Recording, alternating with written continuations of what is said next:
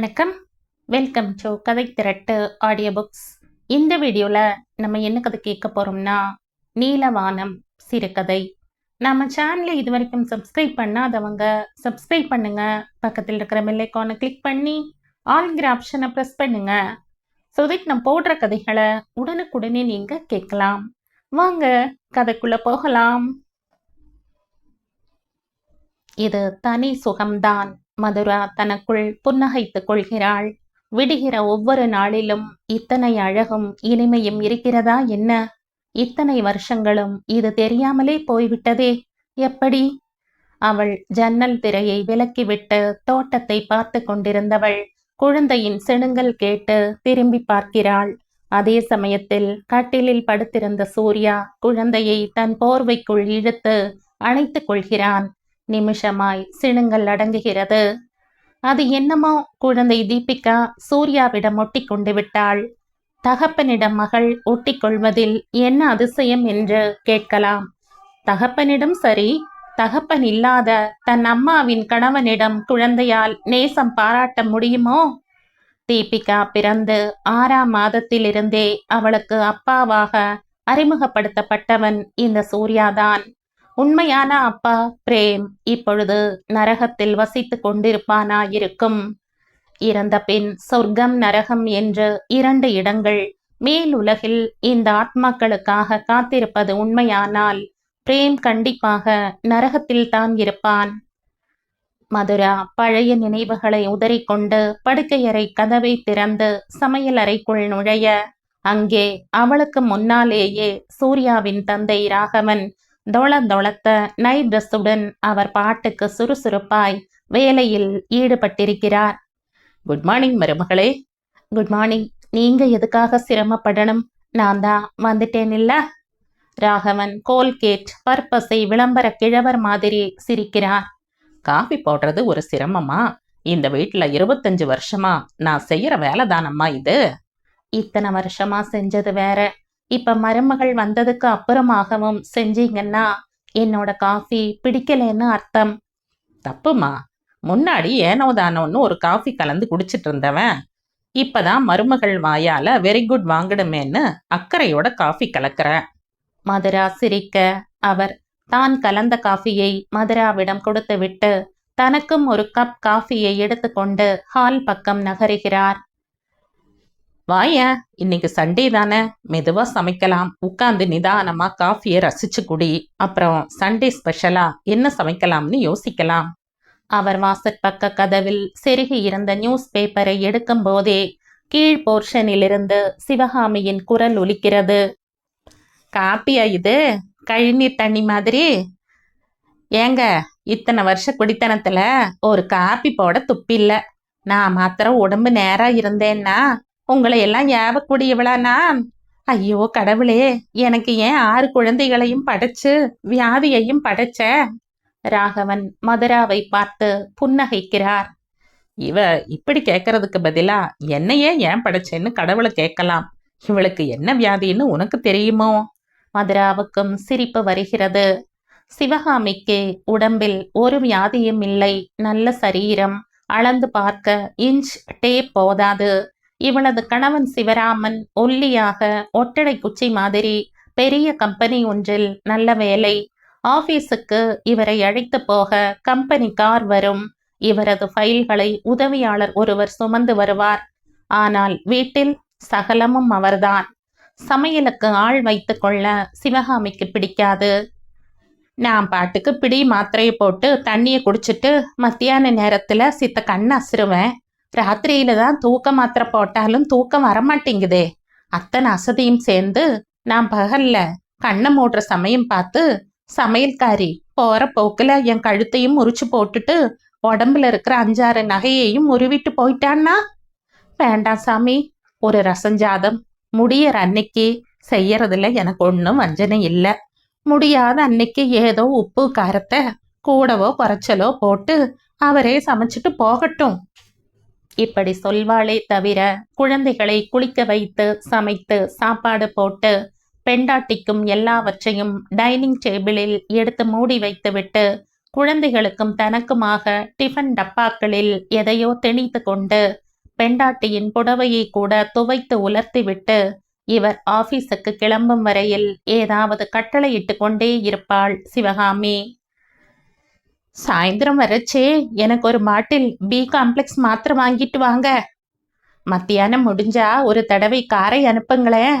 Ladies கிளப்ல cookery class எல்லாம் என்னையும் வர சொல்லி கம்பல் பண்றாங்க.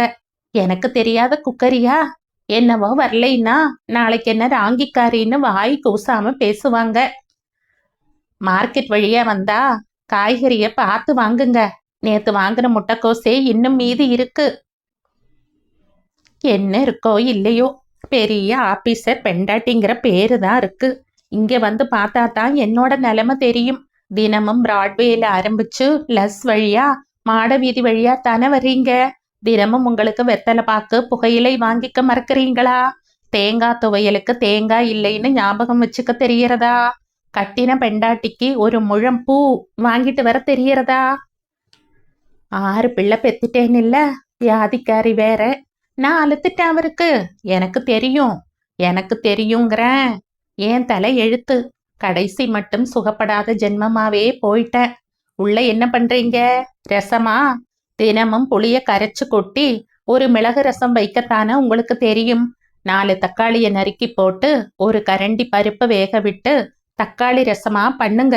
நாக்கு செத்து போச்சு. இவளது இத்தனை பிடுங்கல்களையும் சகித்தபடி கார் வந்ததும் இங்கிருந்து கழன்றால் போதும் என்பது போல தடதடவென கிளம்பி கார் அருகில் வரும் சிவராமனுக்கு பாதி நாள் அவரது செக்ரட்டரி மென்று விழுங்கியபடி ஞாபகப்படுத்த வேண்டும். சார், பனியனோட கிளம்பிட்டீங்க. ஷர்ட் எல்லாம் எனக்கு தெரியும் மேன். நான் கார் வரைக்கும் வந்தனே தவிர கார்ல ஏறிட்டனா? டிரைவர், கார்ல இருக்கிற வெங்கடாச்சலபதி படத்துக்கு பூ வைன்னு எத்தனை தடவை சொல்லியிருக்கேன். இப்படி ஒரு எகிரி எகிரி விட்டு மாடியை அண்ணாந்து பார்ப்பார். ராகவன் அங்கே நின்றிருந்தால் லிட்டர் லிட்டராக அசடு வழிவார். சம்சாரத்துல இதெல்லாம் சகஜம்தாம்பா, கேரியான் என்பது போல ராகவன் சிரிப்பார். இப்பொழுது காஃபியை குடிக்கும்போது கூட ராகவனுக்கும் மதுராவுக்கும் கீழ் வீட்டு சிவகாமியின் கூச்சல் சிரிப்பைத்தான் வரவழைக்கிறது. ராகவன் சொல்கிறார், இந்த வீடு கட்டி 15 வருஷம் ஆறது மதுரா. இது வரைக்கும் 5-6 குடித்தனக்காரங்களை கீழ் வீடு கண்டிருக்கு. எல்லாமே புருஷனை பெண்டாட்டி எகிற ரகம்தானே தவிர புருஷனுக்கு அடங்கி போகிற ரகம் இல்ல, உன்னை தவிர. மதுரா தலை குனிகிறாள். மதுராவை புருஷன் அடக்கி மட்டும் வைக்கவில்லை, ஆட்டியும் படைத்தான். அப்பப்பா, அதெல்லாம் ஒரு காலம். இப்பொழுது அந்த நினைப்பே வேண்டாம்.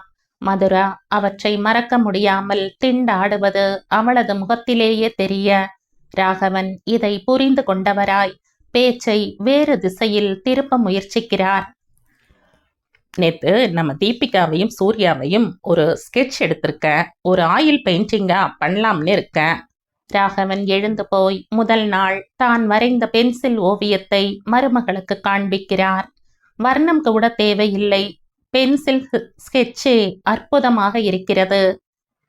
ராகவன் மற்ற மனிதர்களிலிருந்து வேறுபட்டவர். வேலையில் இருந்து ரிட்டையரான பின் என்னை யார் இனிமே கவனிக்க போறாங்க இப்படி புலம்பும் ரகத்திலிருந்து மாறுபட்டவர். இவர் அரசு மருத்துவமனை ஒன்றில் டாக்டராக இருந்து ஓய்வு பெற்றவர்.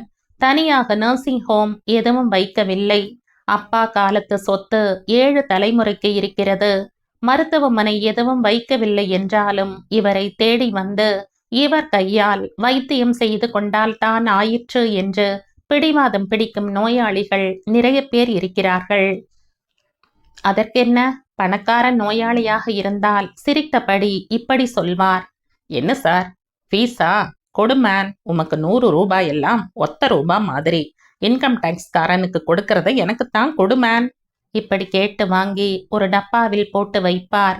ஏழை நோயாளி எவனாவது வந்தால் வசனம் வேறு மாதிரியாக இருக்கும். யாரு முருகேசனா? எப்படி இருக்காப்ல? என்ன செய்யறது, கபமா? உன்னை இதோட எத்தனை தடவை சொல்லியிருக்கேன், கொற்ற பனியில ரிக்ஷா ஓட்டாதேன்னு. இப்ப குடும்பத்துல எத்தனை மெம்பர்? புதுசா ஏதாவது ரிலீஸ் பண்ணியிருக்கியா? என்னது, இல்லையா? ஃபேமிலி பிளானிங் பண்ணிட்டியா? போறது போ. 6க்கு அப்புறமாவது புத்தி வந்ததே. மருந்து எழுதி தர, மருந்தை விட உனக்கு எல்லாம் ஆகாரம்தான்ப்பா முக்கியம். இந்தா இந்த 100 ரூபாயை வாங்கிட்டு போய் பாலும் காய்கறியும் வாங்கு. நம்ம செட்டியார் கடையில் நான் சொன்னேன்னு சொல்லி மளிகையெல்லாம் வாங்கிக்க. என்ன, இந்த கும்பிடெல்லாம் வேண்டாம், பத்திரமா நீயே வச்சுக்க. உங்கள் தொகுதியில் மழையினால் ஏற்பட்ட சேதத்தை பார்க்க எம்எல்ஏ மந்திரி இவங்கெல்லாம் வருவாங்க. அப்போ பெரிய கும்பிடா போடு, உபயோகமாக இருக்கும்.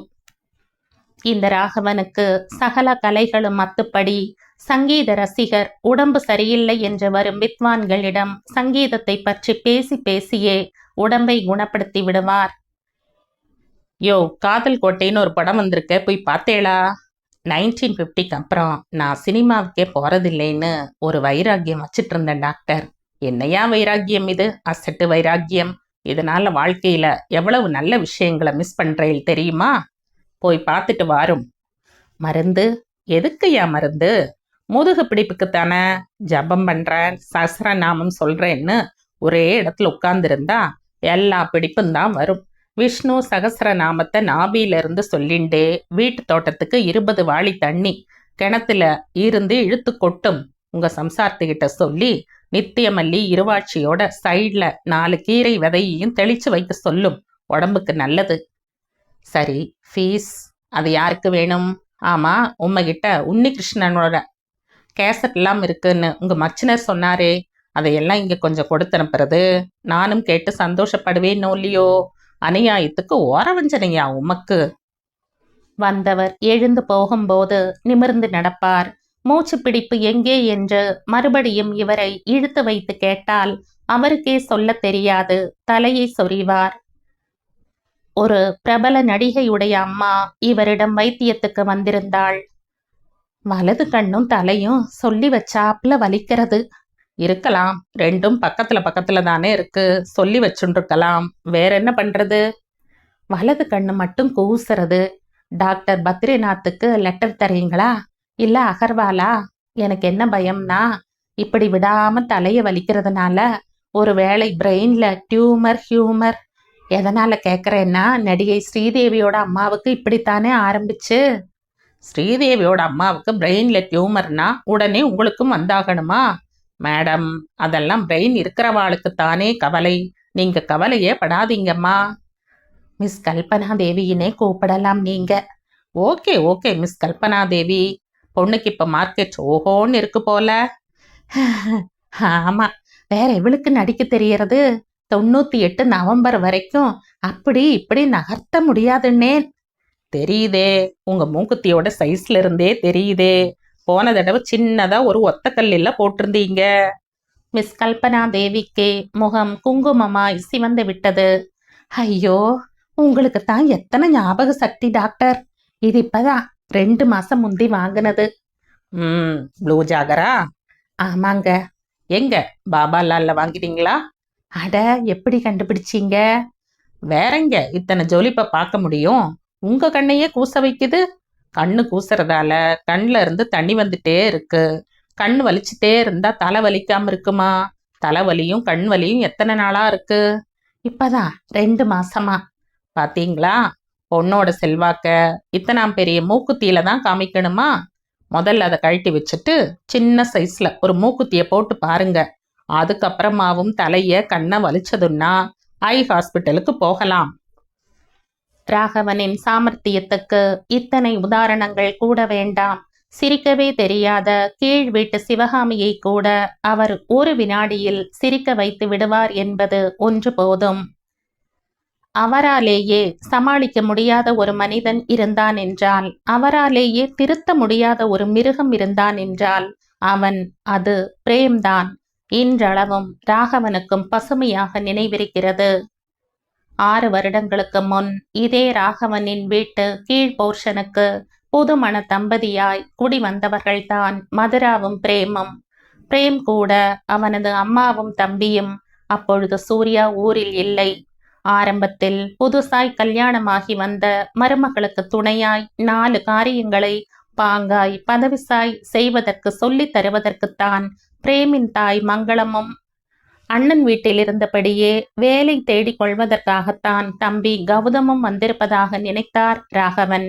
ஆனால் அவர்கள் குடி வந்த 1 வாரத்துக்குள்ளேயே அவர்களது சுபாவம் புரிந்துவிட்டது ராகவனுக்கு. அவர் காய்கறி வாங்கி கொண்டு பொடி நடையாய் நடந்து வந்து கீழ் போர்ஷனை ஒட்டினாற் போலிருந்த மாடிப்படியில் கால் வைக்க கீழே மங்களம் தன் மகனிடம் கத்துவது காதில் விழுந்தது. 5000 ரூபாய்க்கு எவர் சில்வர் பாத்திரம்னு லிஸ்ட் கொடுத்துருக்கான் அந்த கிழவன். சமையல் ரூம்ல வந்து பாரு. திடீர்னு உன் ஃப்ரெண்ட்ஸ் 7-8 பேரை நீ கூப்பிட்டுட்டா காப்பி தர அதுக்கேத்த டபரா டம்ளர் கிடையாது. எண்ணி 4 டபரா 4 டம்ளர். இந்த மாதிரி அநியாயம் எங்கேயாவது உண்டா? அதைத்தான் விடு. பால் காய்ச்சறதுக்கு வாகா ஒரு பாத்திரம் உண்டா? உன் மாமியார் இது நாள் வரைக்கும் குடித்தனம்தான் செஞ்சிட்டு இருந்தாளா இல்ல வேற ஏதாவது? வார்த்தைகளின் நாராசம் தாழாமல் ராகவன் 2 கைகளாலும் செவியை பொத்திக் கொண்டார். டாக்டரான அவருக்கே பிளட் பிரஷர் குபு குபுவென தலைக்கு ஏறியது. கையில் இருந்த காய்கறி கூடையை அப்படியே மாடிப்படியில் வைத்துவிட்டு துண்டை உதறி தோளில் போட்டுக்கொண்டு கீழ் வீட்டுக்குள் திடீரென பிரவேசித்தார். தோ இந்த மதுரா கழுத்தில் புது மங்கள நாணும் கல்யாணத்தின் போது கையிலிட்ட மருதொன்றை சிவப்புமாய் சமையலறை வாசலை பிடித்து கொண்டு விசும்பிக் கொண்டிருந்தாள். நமஸ்காரம். இவரது பிரவேசம் அங்கிருந்த 4வரையும் தூக்கி வாரி போட செய்தது. எதிர்பாராமல் உள்ளே நுழைந்த ராகவனை கடுகடுப்புடன் பார்த்தான் பிரேம். என்ன வேணும்? அட்வான்ஸ் 6 மாசத்துக்கு தான், அப்பவே கொடுத்துட்டேனே. நீங்க தான் இன்னும் ரசீது தரல. ராகவன் புன்னகைத்தார். எனக்கு ஞாபகம் இருக்கு. 6 மாசம் அட்வான்ஸா 12,000 ரூபாய் தந்திருக்கீங்க. அதுக்கு 1 பைசா குறையாம ஸ்டாம்ப் ஒட்டின ரசீது தர நான் தயாரா இருக்கேன். ஆனா இப்ப நான் வந்தது அதுக்காக இல்ல. வேற எதுக்கு? தண்ணியை சிக்கனமா செலவு பண்ணணும். கரண்ட் சார்ஜ் நாங்க தான் கட்டணும். நீங்க மாடியில டிவி பாக்குறச்ச நாங்க கீழே மிக்சியில எதுவும் மறைக்க கூடாது, அதானே? மங்களம் அடுக்கி கொண்டே போக ராகவனின் புன்னகை இன்னும் விசாலமாகியது. உங்களுக்கு தஞ்சாவூரோ? ஆமா, அதுக்கு என்னிப்ப? இல்ல, பேச்சுல இருந்தே தெரிஞ்சது. இந்த மாதிரி புத்திசாலித்தனமா பேசுறது தஞ்சாவூர் மண்ணுக்கே சொந்தம் இல்லையா? நான் கூட தஞ்சாவூர்காரன்தான். மங்களத்தின் புன்னகை எட்டி பார்க்கலாமா வேண்டாமா என்கிற யோசனையில் இருந்தது. எனக்கு 9:30 ஆபீஸ். காலை நேரத்துல நின்னு பேச நேரம் கிடையாது. இது பிரேம். எனக்கும் 1000 வேலை இருக்குப்பா. நானும் உங்க நேரத்தை வீணாக்க விரும்பல. 12,000 ரூபாய் கேவலம். இதுக்கே ரசீது கேட்கிற நீ எவர் சில்வர் பாத்திரம் 5,000 ரூபாய்னா வெள்ளி பாத்திரம்? இந்த இடத்தில் சற்று நிறுத்தி மதுராவை ஜாடையாய் ஒரு பார்வை பார்த்தார். சுமார் 30 பவுன் நகை, வைரத்தோடு, கட்டில், பீரோ, மெத்தை, பர்னிச்சர், இத்தனைக்கு மேல தங்க விக்கிரகம் மாதிரி பொண்ணு, எல்லாத்துக்குமா சேர்த்து ஒரு குத்து மதிப்பா எத்தனை லட்சத்துக்கு ரசீது கொடுத்துருக்க?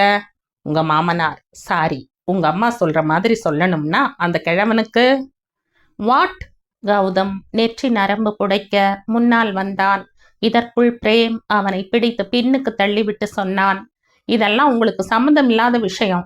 உங்க வீட்டுல குடியிருக்கோங்கிறதுனால எங்களோட பர்சனல் மேட்டர்ஸ்ல நீங்க தலையிடுறத நான் ஒத்துக்க மாட்டேன். அப்படி உங்களால மூக்க நுழைக்காம இருக்க முடியாதுன்னா இப்பவே அட்வான்ஸை திருப்பி தந்துடுங்க. மெட்ராஸ்ல என்ன வேற இடமா கிடைக்காது? ஒரு கணம், ஒரே ஒரு கணம், தாராளமாக கிளம்பு என்று சொல்லிவிட நினைத்தார் அவர்.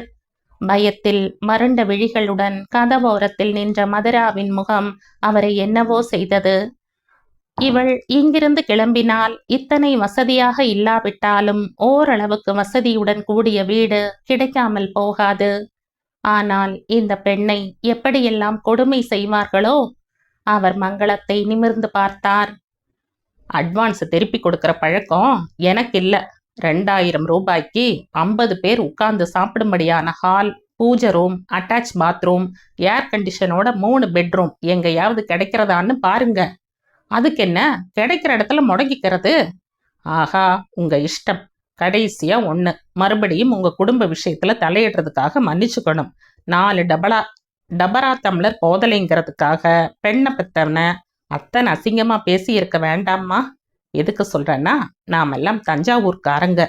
பெரியம்மா பேசுறதுலையும் சரி, இடைவெட்டா பேசுறதுலையும் சரி, நமக்கு ஈடு இணை யாருமே கிடையாது. இதையும் நீங்க யோசிச்சு பார்த்துட்டா சரிதான். அப்ப நான் வர்றேன்.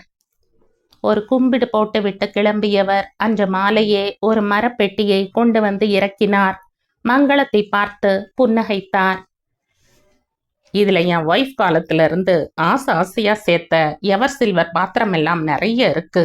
அவ போனதுக்கு அப்புறம் அவளை ஞாபகப்படுத்துற எந்த பொருளும் வெளியில இருக்க வேண்டாம்னு எல்லாத்தையும் உள்ள போட்டு வச்சுட்டேன்.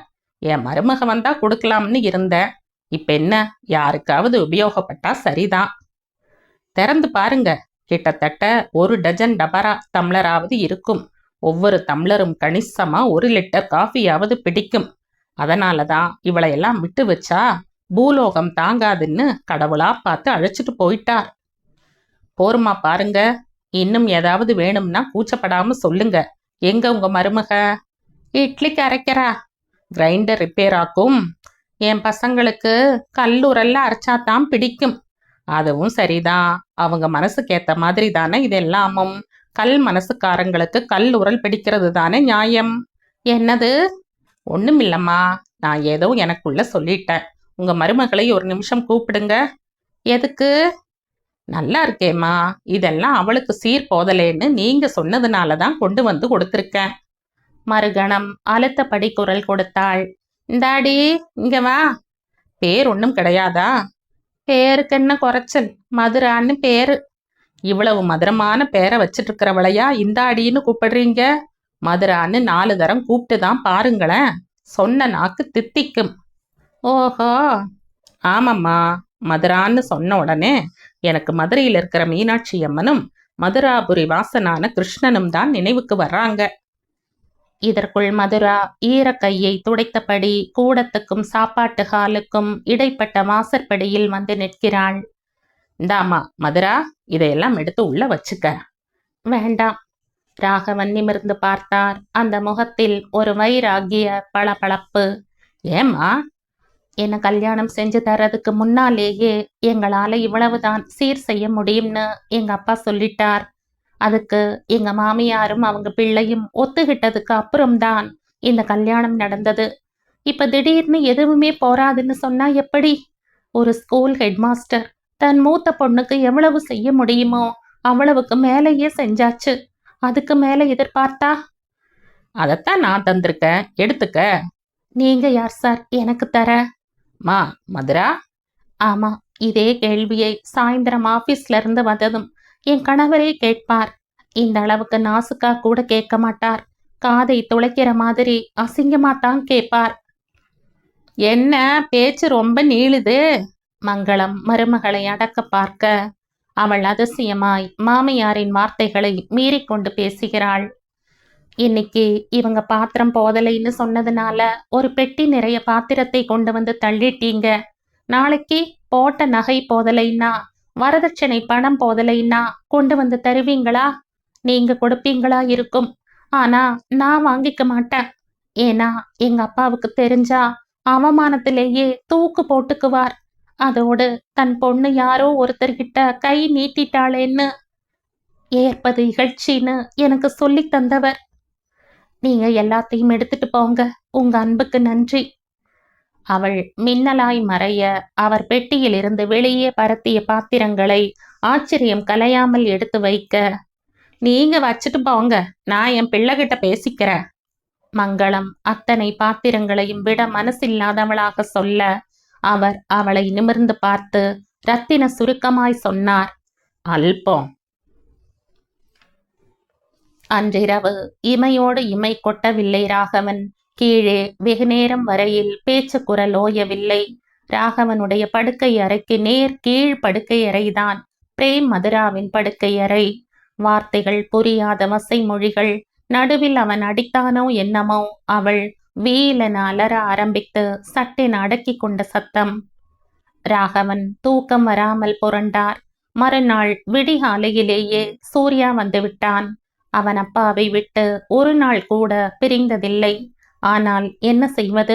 அவன் வேலை பார்க்கும் கம்பெனியின் டைரக்டருக்கு இந்த பாசமெல்லாம் புரிகிறதா? 1 மாதம் பம்பாய்க்கு போய்விட்டு வா என்று அனுப்பிவிட்டார். வரும்போதே உற்சாக கூவல். சந்தோஷத்துக்கும் கலகலப்புக்கும் இன்னொரு பெயர் வேண்டுமானால் சூர்யா என்றே வைத்துக் கொள்ளலாம். அப்பாவை போல பிள்ளை. ஏன்பா, என்னை பிரிஞ்ச ஏக்கத்துல இழைச்சு துரும்பா போயிருப்பீங்கன்னு பார்த்தா உன்னையும் காணமே. லேசா தொந்தி வேற போட்டிருக்காப்புல இருக்கு. அவன் தந்தையை பார்த்து கண் சிமிட்ட அவரும் தன் பங்குக்கு விடாமல் சொன்னார். இந்த 1 மாசத்துக்காக பாலை குறைச்சு வாங்க முடியுமாடா? அதனால உன் பங்கு பாலை எல்லாம் ஃப்ரிட்ஜில் சேர்த்து வச்சு 4-5 நாளைக்கு ஒரு தரம் பாசந்தி பால்கோவா இப்படி ஏதாவது செஞ்சு சாப்பிட்டுடுவேன். நிஜமாவா? நிஜமா. நீங்க உண்டி ஆளாவா தின்னீங்க? ஏண்டா, இதுக்காக கையில குங்குமச்சமிழ் எடுத்துட்டு வீடு வீடா போய் எங்க வீட்டுல பாசந்தி பண்ணியிருக்கு, எங்க கூட சேர்ந்து சாப்பிட நீங்க அவசியம் வரணும்னு ஒவ்வொருத்தையும் அழைச்சிட்டு வர சொல்றியா? விஷயம் தெரிஞ்சா தெருவே உங்க அப்பனை அடிக்க வந்துரும்டா.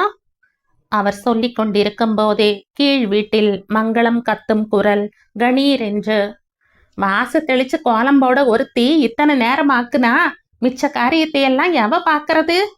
சூர்யா தந்தையை ஆச்சரியத்துடன் வினவினான். கீழ் வீட்டுக்கு குடி வந்தாச்சா? ஆ, என்ன அஸ்வாரஸ்யமா குரல் வர்றது?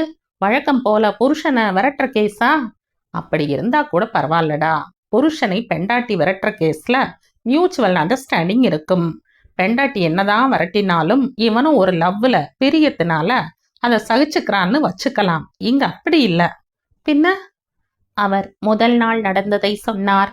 தான் மாடிப்படியில் கால் வைக்கும் போது கேட்ட பேச்சிலிருந்து மாலையில் தான் பாத்திரங்களை கொண்டு இறக்கிய போது அந்த பெண் சொன்னது வரை, ஏன் இரவு கேட்ட அலறலை கூட விடாமல் சொன்னார். உங்களுக்கு என்னத்துக்குப்பா இந்த அவதி? வழக்கம் போல பெண்டாட்டிக்கு அடங்கின ஆளா பார்த்து வைக்க கூடாதா? நான் இதுவும் அப்படித்தான் இருக்கும்னு நினைச்சேன்டா சூர்யா. புதுசா கல்யாணமான இளசுகள் வர்றது, அட அதுங்க அப்படி இப்படி இருக்கிறத ஜாட மாடையா பார்த்தாவது நம்ம பையலுக்கு கல்யாண ஆசை வராதான்னு பார்த்தேன். ஐயோ அப்பா, உங்க பிள்ளை புருஷன் பெண்டாட்டி கொஞ்சலையே முன்ன பின்ன பார்க்காதவனா? எங்க பார்த்திருக்க? எங்க சொல்லு பாப்போம். எத்தனை சினிமாவில் பார்த்துருக்க, எத்தனை புக்ஸ்ல படிச்சிருக்க. மடையா, சினிமாவில் ஹீரோவும் ஹீரோயினும் கட்டிட்டு பொருள்றதெல்லாம் டூப்புடா. அதே மாதிரி தான் நாவல்கள்லையும் ஒருத்தரை ஒருத்தர் பார்வையாலேயே விழுங்கி கொண்டனர்னு எழுதுவாங்க. அதெல்லாம் நடைமுறையில் ஒத்து வரக்கூடிய காரியமா? பின்ன? சூர்யா சுவாரஸ்யத்துடன் அவர் எதிரில் சோஃபாவில் குத்துக்காலிட்டு அமர்ந்தான். வீட்டில் மாமனார் மாமியார்னு 2 கிழம் இருக்கணும். மச்சினன் நாத்தனார்னு 4-5 பொடுசுக இருக்கணும். புருஷங்கார பெண்டாட்டிய கொஞ்சலாம்னு போறச்ச மாமனார் கிழம் ஒரு முழுங்கு காப்பி போட்டு தாடிமான்னு உள்ள நுழையணும். மாமியார்காரி குறுக்கே விழுந்து மறிக்காத தோஷமா வெங்காய சாம்பார்ல போட்டிருந்த கரண்டிய சஷ்டியும் அதுவுமா ரசத்துல போட்டுட்டியா, உன்னால எனக்கு ஒரு வாய் ரசஞ்சோறு போச்சேன்னு தைன்னு குதிக்கணும். இவன் சாயந்தரம் வர்றச்சே பூ வாங்கிட்டு வந்தா பெண்டாட்டி கையில கொடுக்க முடியாம தங்கைக்காரி எனக்கு தானேன்னு ஓடி வரணும். ச்சே, ஆனாலும் மோசமான கற்பனைப்பா உங்களுக்கு. கொஞ்சம் பொறுடா. ராத்திரியாவது சீக்கிரமா படுத்துடலாம்னு பார்த்தா தம்பிக்காரன் பரீட்சைக்கு படிக்க ராத்திரி 11 மணி வரைக்கும் பெட்ரூமை குத்தகைக்கு எடுத்துக்கணும். சந்திப்போமா, 2 வார்த்தையாவது பேசுவோமா, பெண்டாட்டியோட பின்னல் நுனியாவது போற போக்குல தன் மேல விசிறாதான்னு புருஷங்காரன் ஏங்க, இவளுக்கு பெருமை ஒரு பக்கம், பச்சாதாபம் ஒரு பக்கம், பயம் ஒரு பக்கம்னு உடம்பு பத்தற, இத்தனையும் மீறி கிடைக்கிறது தாண்டா சொர்க்கம். ஓஹோ, ஆமா, நீ வேணா பாரு. நீ சர்க்கரையே தொடக்கூடாதுன்னு ஒருத்தங்கிட்ட சொல்லு. அப்பதான் அவனுக்கு சாதாரண கமர்கட்டை பார்த்தா கூட சபலம் வரும். இதுவே ஒரு தட்டு நிறைய ஸ்வீட்டை வச்சு புகுந்து வெட்டுடான்னு சொல்லு, ஒரு வில்லல்லையே அவன் ஆசை அடங்கிடும். இதெல்லாம் எங்கிருந்துப்பா கத்துக்கிட்டீங்க? வேறெங்க, உங்க அம்மா கிட்ட இருந்து தாண்டா. அப்ப குடும்பம் பெருசா இருந்தது, வசதி இருந்தாலும் கூட்டமும் நிறைய. உங்களோட நிறைய பேசணும்னு சொல்லிட்டே இருந்த உங்க அம்மா எங்க அப்பா அம்மா காலம் முடிஞ்சு தங்கை தம்பிங்க அவங்கவங்க கல்யாணமாகி தனியா போறப்ப நீ பிறந்தாச்சு. 1 வருஷம் உன்னை கவனிக்கவே நேரம் சரியா இருந்தது. அதுக்கப்புறம் பேச நேரம் கிடைச்சப்ப அவல்ல. ராகவன் இதை சொல்லும்போது கண்களில் நீர் துளித்தது. சூர்யா அப்பாவை சமாதானப்படுத்தும் வகையில் ஏதோ சொல்லத் தொடங்கும் நேரத்தில் தான் கீழ் வீட்டிலிருந்து கௌதமும் மங்களமும் போடும் கூச்சல் கேட்டது. அண்ணாதான் சொல்லிட்டான்ல, ஊரை பார்க்க கிளம்பு. நேத்து மாடி வீட்டுக்காரங்கிட்ட அத்தனை ஜம்பமா பேசினல்ல, அதே வாயால உங்க அப்பனை போய் கேளு சொல்றேன். நான் தான் அப்பவே சொல்லிட்டேன் இல்ல, இதுக்கு மேல செய்ய எங்க அப்பா வாழ முடியாது. வேணும்னா என் படிப்புக்கு ஏத்த வேலையை வாங்கித்தாங்க, சம்பாரிச்சு தரேன். என்ன திமிரா பேசுறா பாத்தியாடா உன் பெண்டாட்டி? இப்பொழுது பிரேமின் குரல் கேட்டது. நான் தான் அப்பவே சொன்னேன்ல, இவளுக்கு தான் நிறைய படிச்சிருக்கோம்ங்கிற கர்வம்மா, அதான் இப்படியெல்லாம் பேசுறா. சத்தியமா அப்படியெல்லாம் இல்லைங்க. நடுவில் மதுராவின் தீனமான குரல். எதிர்த்தாடி பேசுற? ஐயோ! சூர்யாவும் ராகவனும் தங்களை மறந்து பால்கனிக்கு ஓடினார்கள். இதற்குள் கணவனால் எட்டி உதைக்கப்பட்ட மதுரா முன் வாசலில் தான் போட்ட கோலத்தின் மீதே வந்து விழுந்தாள். பெரிய தோட்டத்துடன் கூடிய வீடாதலால் அக்கம் பக்கத்தவர்கள் வேடிக்கை பார்க்கும் அவலம் இல்லை. விழுந்தவள் நெற்றியில் பொங்கிய ரத்தத்தை ஒரு கையால் அமுக்கியபடி நிமிர, மதுரா! பால்கனியில் நின்று கொண்டிருந்த சூர்யா வியப்புடன் கூவினான். இவ்வளவு உனக்கு தெரியுமாடா சூர்யா?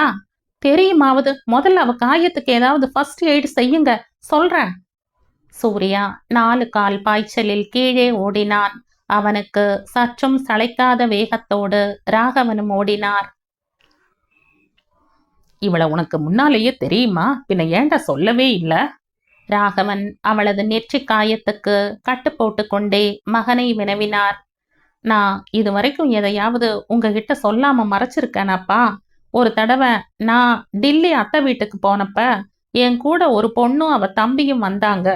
அவங்க அப்பா டில்லி போய் சேர்ற மட்டும் அவங்கள பார்த்துக்க வேண்டிய பொறுப்பை என்கிட்ட கொடுத்தாங்கன்னு சொல்லல?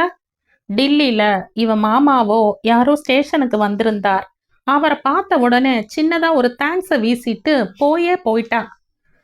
அது ஆச்சே 3-4 வருஷம். எனக்கு இவர் பேரு கூட ஞாபகம் இருக்கு. இவளுக்குத்தான் என்ன ஞாபகம் இருக்கோ இல்லையோ தெரியல. மதுரா தலை குனிந்து உட்கார்ந்திருந்தாள். முதலில் நினைவில்லாவிட்டாலும் அவன் கீழே இறங்கி வந்ததும் சட்டென அந்த முகம் நினைப்புக்கு வந்துவிட்டது. 4 வருடங்களுக்கு முன்பு. அவள் அப்பொழுதுதான் பள்ளி படிப்பை முடித்திருந்த புதுசு. தம்பி ரகு 7ஆவதோ என்னமோ. மாமாக்காரர் வருந்தி வருந்தி அழைத்ததால் இவர்களை மட்டும் அனுப்பி வைத்தார் இவள் தந்தை. மற்றதெல்லாம் ஆனாலும் பொடிசுகள். அம்மாவின் முந்தானையை விட்டு ஒரு அங்குலம் கூட நகர்ந்து பழக்கம் இல்லாதவர்கள். மேலும் எத்தனை பேருக்குத்தான் டிக்கெட் எடுக்க முடியும்? பணம் வேண்டாமா? இவர்களுக்கான கம்பார்ட்மெண்டில் சூர்யாவை தவிர மற்றவர்கள் எல்லோரும் கலர் கலராய் முண்டாசு கட்டிய பஞ்சாபிக்காரர்கள். அதனால் இவனிடம் தான் பொறுப்பை ஒப்படைக்க வேண்டியதாகிவிட்டது மதுராவின் அப்பாவுக்கு. மதுராவுக்கு இன்றளவும் நன்றாக ஞாபகம் இருக்கிறது.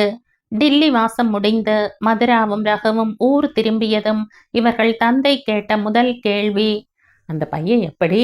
ஏதோ நம்பி ஒப்படைச்சிட்டேனே தவிர அவனும் வாலிப வயசுக்காரன் தானே, ஏதாவது சில்மிஷம் பண்ணாம இருக்கணுமேன்னு ஒரே கவலையா இருந்தது.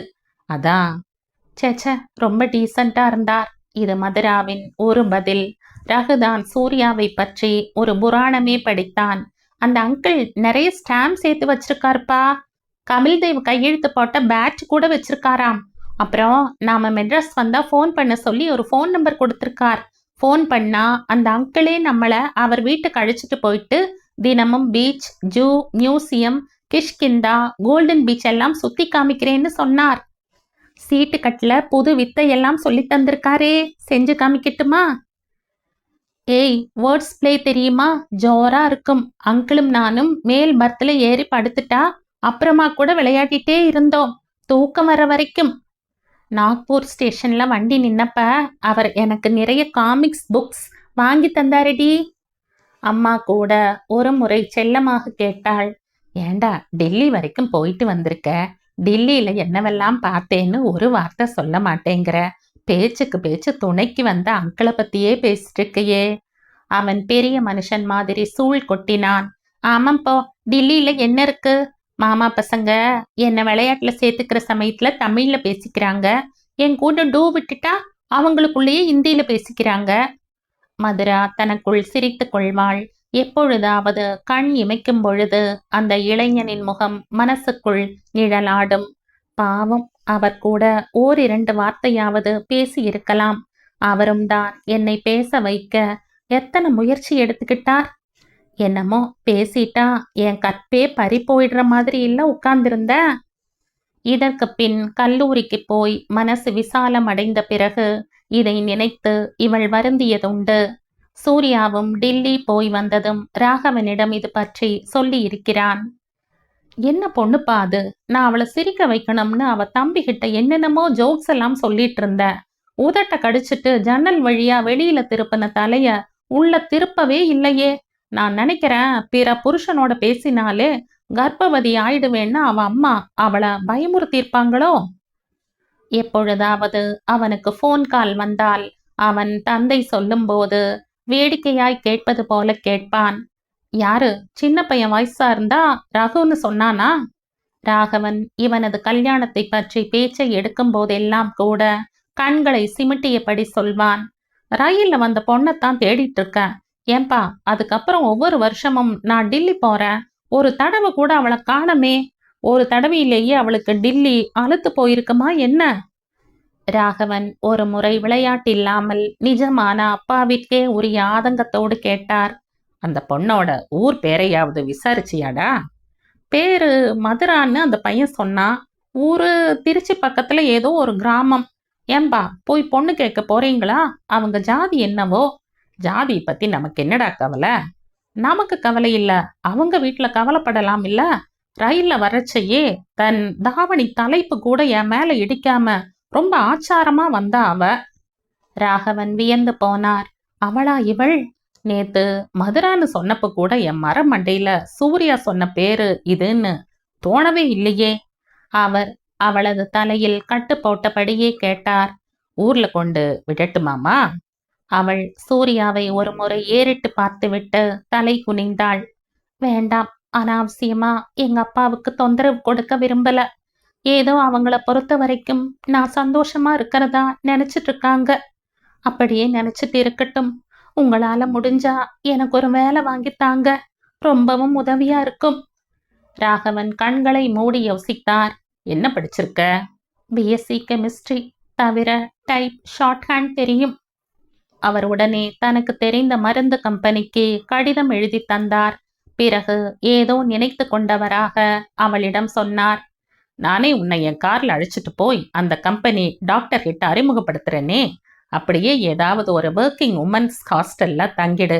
மறுபடியும் இந்த ராட்சச கும்பலோட சேராத. முதல் தடவையாக மதுரா சிரித்தாள். இந்த கல்யாணத்துக்காக எங்க அப்பா எத்தனையோ 1000 ரூபாய் செலவு பண்ணியிருக்கார். இப்ப நான் வேலையை தேடிட்டு ஒர்க்கிங் உமன்ஸ் ஹாஸ்டல்ல தங்கினா என் கணவரும் மாமியாரும் உங்க பொண்ணு எவன் கூடவோ ஓடி போயிட்டான்னு ஒரு தந்தி கொடுத்தாலும் கொடுத்துடுவாங்க. எங்க அம்மா ஒரு ஹார்ட் பேஷண்ட். ஓ, வேலை கிடைக்கட்டும்.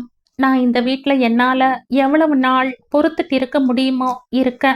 மிஞ்சி மிஞ்சி போனா இவங்களால என்ன செய்ய முடியும்? அடிக்கத்தானே முடியும். சகிச்சுக்கிட்டே இருந்தா ஒரு நாள் இல்லைன்னா ஒரு நாள் இவங்க மனசு மாறிடாதா? சூர்யா ஜன்னல் வழியே வெட்ட வெளியை பார்த்து கொண்டிருந்தான். கண்களில் ஈர மினுமினுப்பு. கையில் ராகவன் எழுதி தந்த கடிதத்துடன் கிளம்பிய மதுராவிடம் சூர்யா ஒரே ஒரு கேள்வி கேட்டான். ரகு இப்ப என்ன படிக்கிறான்? Engineering first year. அப்பாவோட நிதி நிலைமையில அவனை அத்தனை பெரிய படிப்பெல்லாம் படிக்க வைக்க முடியாது. ஸ்காலர்ஷிப்ல படிக்கிறான். இப்ப கூட அடிக்கடி உங்களை பத்தி பேசுவான். இன்னும் மறக்கல. நீதான் மறந்துட்ட இல்ல? அவன் இதை தன் மனசுக்குள் தான் கேட்டுக்கொண்டான், வாய் விட்டு கேட்கவில்லை. ராகவன் சூர்யாவை பார்த்து பெருமூச்செறிந்தார். மெதுவாக அவனது தோளை தட்டி கொடுத்தார். கண்ணா, இந்த விஞ்ஞான யுகத்துல என்னென்னவோ சாகசங்களை பண்ண முடியறது. ஆனாலும் இந்த கல்யாண விஷயம் மட்டும் நம்ம கையில இல்லடா. இதுக்குத்தான் பெரியவங்க சொல்வாங்க, ஒருத்தன் பெண்டாட்டிய இன்னொருத்தன் கட்ட முடியாதுன்னு. Take it easy. நான் அவ கிடைக்கலையேன்னு வருத்தப்படுறதை விட கொஞ்சம் கூட மனுஷத்தன்மையே இல்லாத ஒருவனுக்கு வாழ்க்கப்பட்டிருக்காளேன்னு தான் கவலைப்படுறேன். கொஞ்சம் பொறு, அவனை மனுஷனா மாத்த முடியறதான்னு பார்க்கலாம். ராகவன் எத்தனையோ நம்பிக்கையோடு தான் சொன்னார். முடியவில்லையே. மதுராவிற்கு வேலை கிடைத்ததும் அவளை பிரேமும் அவன் தாயும் ஓரளவிற்காவது பரிவுடன் நடத்துவார்கள் என்று ராகவன் நினைத்தது பொய்யாய் போயிற்று. முதல் தேதி சம்பளம் வந்ததும் அதை அப்படியே புருஷன் கையில் கொடுத்து விடுவாள் மதுரா. அதற்கு பின் பஸ் சார்ஜுக்கு கூட அவன் கையை தான் எதிர்பார்த்து நிற்க வேண்டும். வீட்டில் சமையலை முடித்துவிட்டு அவசரமாய் ஆபீஸுக்கு ஓடுவாள். மாலையில் வீடு திரும்பியதும் சமைத்த பாத்திரங்களில் இருந்து அத்தனை வேலைகளும் இவள் வரவுக்காக காத்திருக்கும். மங்களம் டிவி பார்த்து கொண்டிருப்பாள். இரவு 7:30 மணிக்கு கௌதம் சாப்பாடு ரெடியா என்பான். ஒரு முறை அவள் வாசலில் கோலம் போட வந்தபோது சூர்யா ரோஜா செடிக்கு பதீன் போட்டு கொண்டிருந்தான். இவளை பார்த்ததுமே அவன் முகம் பூவாய் மலர்ந்தது. Good morning. அவள் ஒரு கணம் தயங்கினாள். சுற்றும் முற்றும் பார்த்தபடியே அரை புன்னகையோடு மெல்ல சொன்னாள், குட் மார்னிங். அவள் கோலத்தை போட்டுவிட்டு உள்ளே செல்ல திரும்ப சோஃபாவில் உட்கார்ந்து பேப்பர் படித்து கொண்டிருந்த பிரேம் தலையை திருப்பாமலேயே அவளது கையை இறுக பற்றினான். ஐயோ விடுங்க. எவனுக்கடி குட் மார்னிங்? மாடி வீட்டுக்காரர் பிள்ளை ஏதோ காலை நேரத்துல விஷ் பண்ணினார். பதிலுக்கு நானும் விஷ் பண்ணினேன். அது ஒரு தப்பா? மாடி வீட்டுக்காரன் பிள்ளை முத்தம் கொடுப்பான், நீயும் பதிலுக்கு முத்தம் கொடுப்பியா? சி, என்னங்க பேச்சு இது? அவன் அவளை வீசிய வேகத்தில் சுவரில் போய் மோதினாள் அவள். அதே நேரத்தில் இந்த காட்சியை பார்த்தபடி தோட்டத்தில் பிரம்மை பிடித்தாற்போல் அமர்ந்திருந்த சூர்யா பதறி எழ, கையில் ரோஜா முள் கிழித்து ரத்தம் கசிய, அவன் அவர்கள் வீட்டை நோக்கி அடியெடுத்து வைக்கும் முன் மாடியிலிருந்து ராகவன் அழைத்தார். சூர்யா, இங்க வா. அப்பா, இங்க வாடா.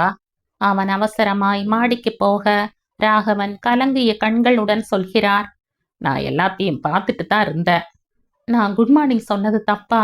அந்த ஆள் இவளை வேணும்னே டீஸ் பண்றான்ப்பா.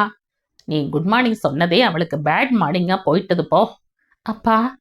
இதற்கடுத்த சில நாட்களில் மதுரா ஒரு மாலை நேரத்தில் தன் வீட்டு புழக்கடையில் தலையை இரு கைகளாலும் பிடித்து கொண்டு வாந்தி எடுப்பதும் மங்களம் கத்துவதும் ராகவன் சூர்யா காதுகளில் விழுகிறது. கல்யாணமாய் வந்து 6 மாசம் கூட ஆகல, இப்பதான் வேலைன்னு ஒண்ணு கிடைச்சு மாசம் 2000 ரூபாயை கொண்டு வந்து கொடுக்கற. அதுக்குள்ள இது வேற. எத்தனை நாள் ஆறது? 55. குளிச்சு 30 நாள்ல குனிஞ்சு உப்பெடுக்க முடியலைன்னாலாம் ஒருத்தி. அந்த மாதிரி இன்னும் ஒரு வாரத்துல ஹாஹின்னு அலட்டிப்ப. என்னால வீட்டு வேலை ஒன்னையும் செய்ய முடியாது. இந்த விஷயத்த உன் புருஷங்காரங்கிட்ட சொல்லு. முன்னாடி சனியனை கலைச்சிட்டு வாடின்னு சொல்லுவான். என்னது? ஆமா, உங்களுக்கு என்ன வயசாயிடுச்சு? பிள்ளைக்கு என்ன அவசரம்? அன்றிரவே மீண்டும் யுத்தம் ஆரம்பமாயிற்று. நாளை காலையில ரெடியாரு, நர்சிங் ஹோமுக்கு போய் கலைச்சிட்டு வந்துடலாம். இது பிரேம். வேண்டாம் ப்ளீஸ், முதல் குழந்தை, அதை வளர்க்கிற சிரமம் எதையும் நான் உங்ககிட்ட காட்ட மாட்டேன். என்னடி அழுது மாய்மாலம் பண்ற? என் அனுமதி இல்லாம பெத்துக்கிற குழந்தைய என் குழந்தைன்னு கூட நான் வெளியில சொல்ல மாட்டேன். யார்கிட்ட வாங்கிட்டு வந்தாளோன்னு தான் சொல்லுவேன். ஐயோ, இந்த வீட்டுல என்னைக்குமே என் பேச்சுக்கு எதிர் பேச்சு கிடையாது. கிளம்பு. மறுநாள் முழுவதும் மதுராவை வெளியில் பார்க்கவே முடியவில்லை. இது போல எத்தனை முறை?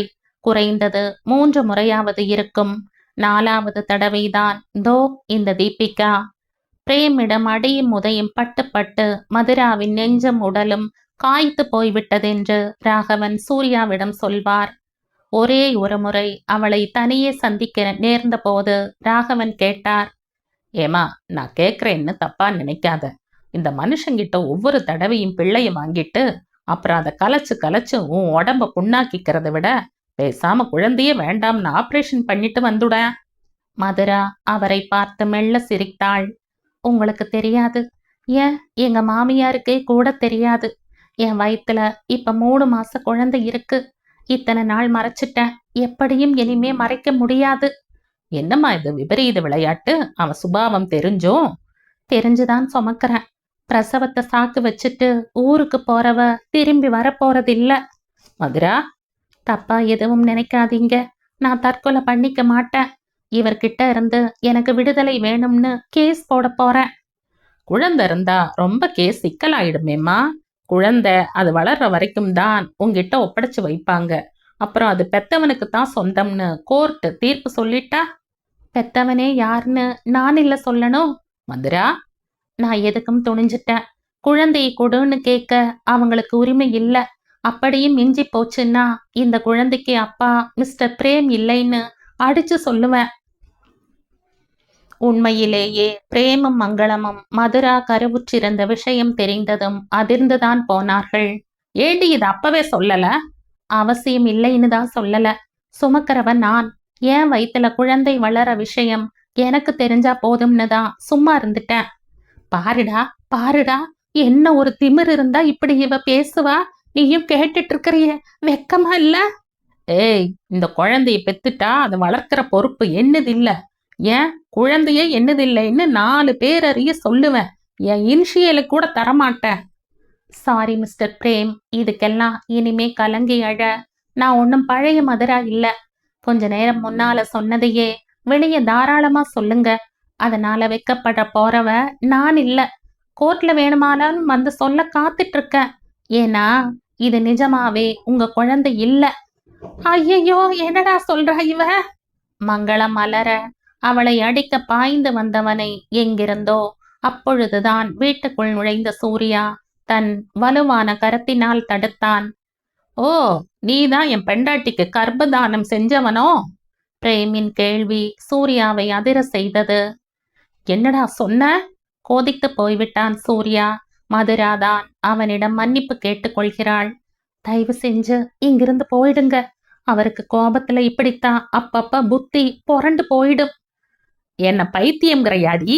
அவன் மதுராவின் கன்னத்தில் ஓங்கி அறைந்தான்.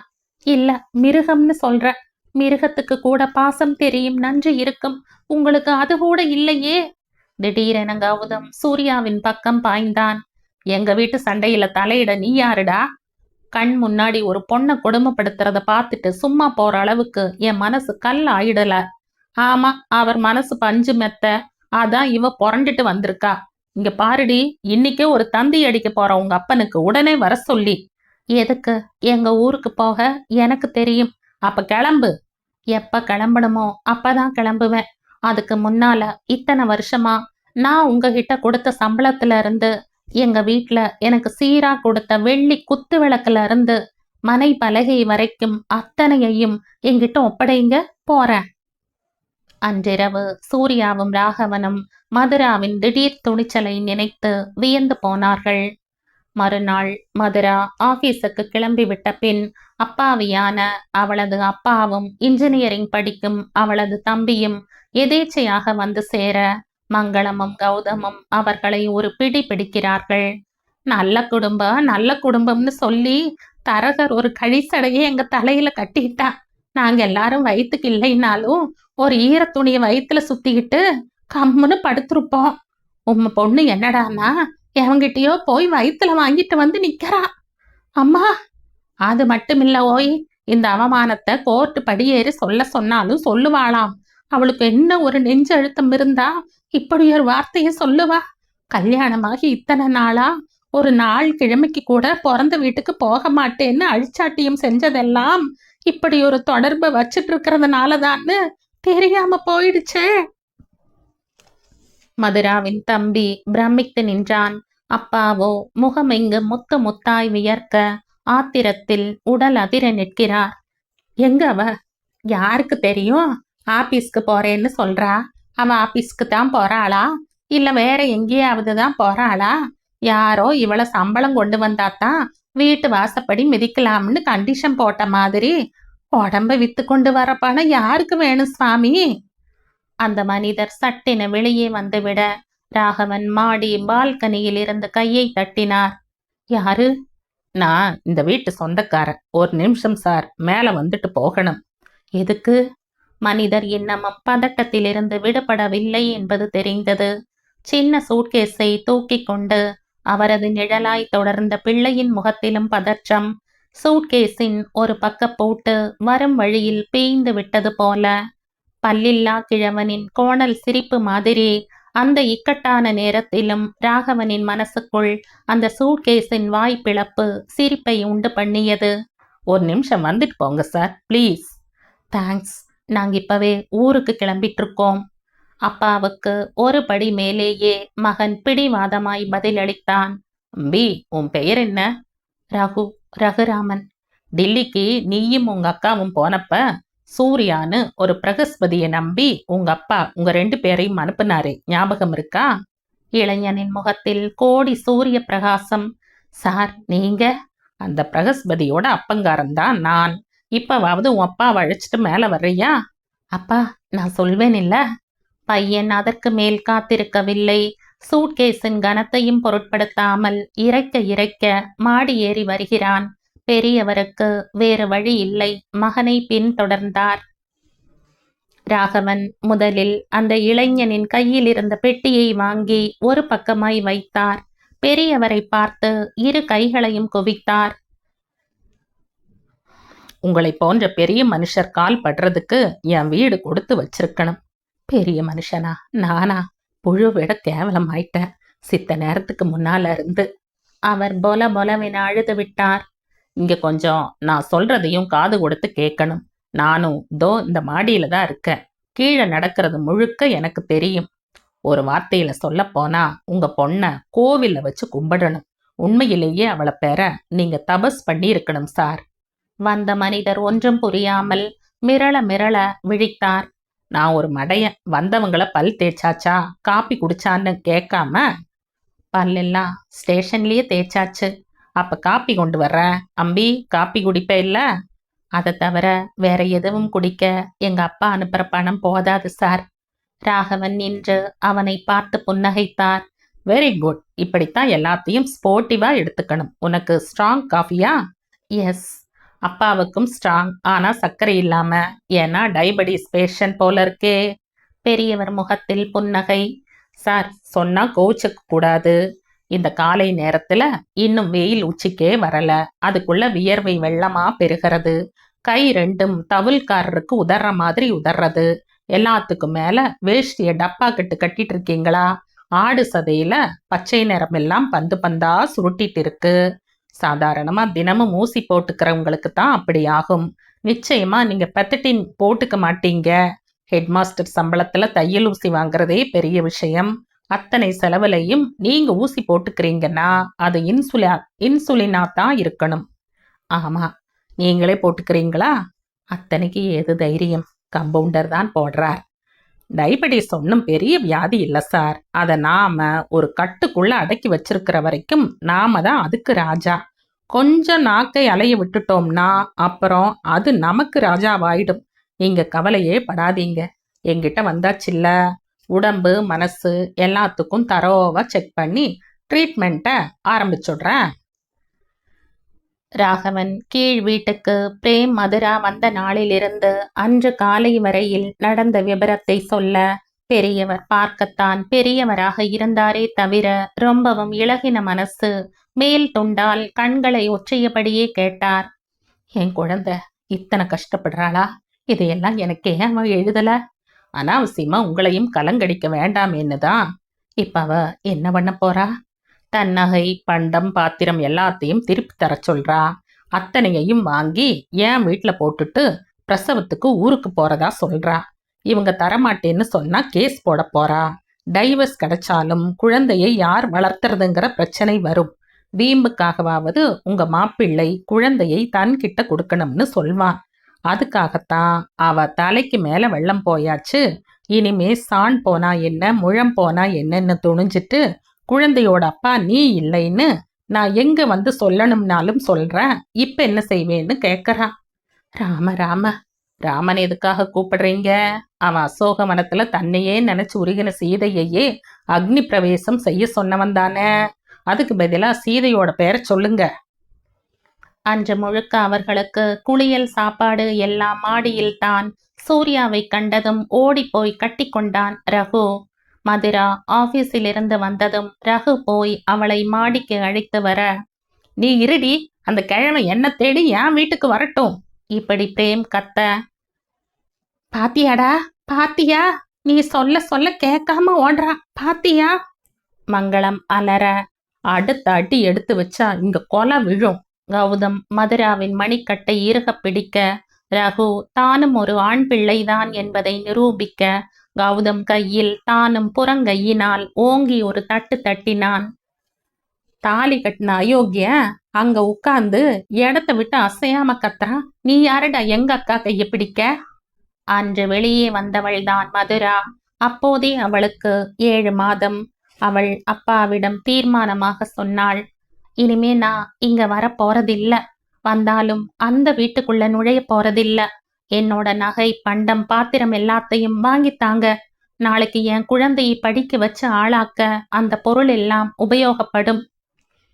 டைவர்ஸுக்காக அப்படி ஒரு பொய்யை சொல்ல போறியா குழந்தை? வேற வழி இல்ல.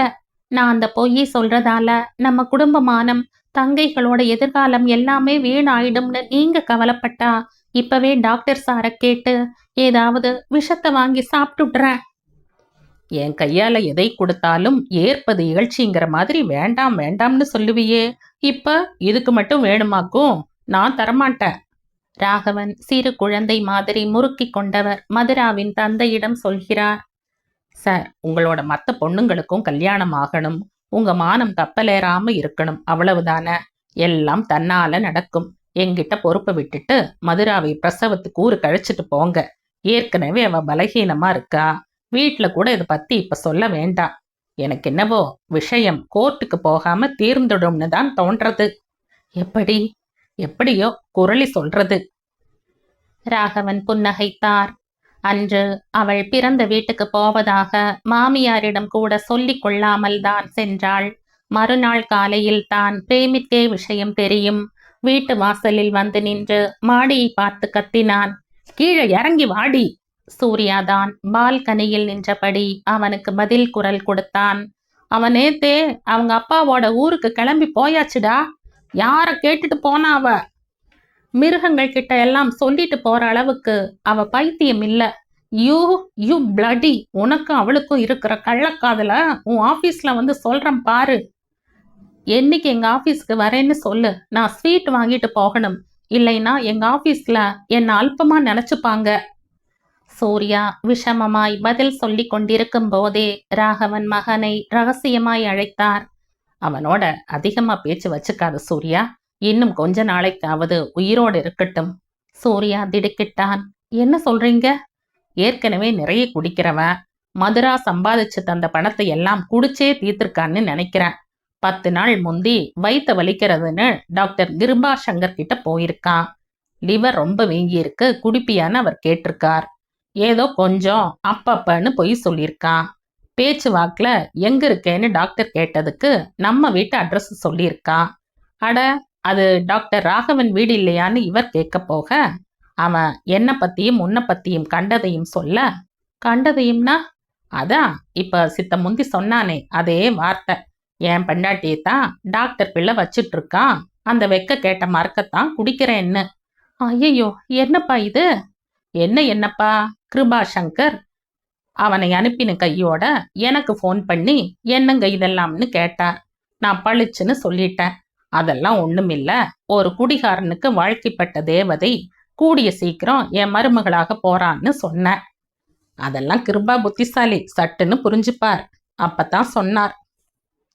ஆளை டெஸ்ட் பண்ணி பார்த்தா உடம்புல ரத்தத்துக்கு பதிலாக ஆல்கஹால் தான் ஓடுதோன்னு சந்தேகமா இருக்கு. லிவர் ரொம்ப வீங்கி இருக்கு, யூரின் ஆரஞ்சு கலர்ல போறதுன்னா கொஞ்ச நாளைக்கு பாட்டில் பக்கம் போகாம ஏதாவது ஹாஸ்பிட்டல்ல படு. இப்படியே விட்டா அவன் கழுத்துல விழற தூக்கு கயித்துக்கு சமம்னு சொல்லி பார்த்தேன். மருந்து எழுதி கொடுத்தேன். ஆனா நான் சொன்னபடி கேட்பானான்னு தான் தெரியலன்னு சொன்னார்.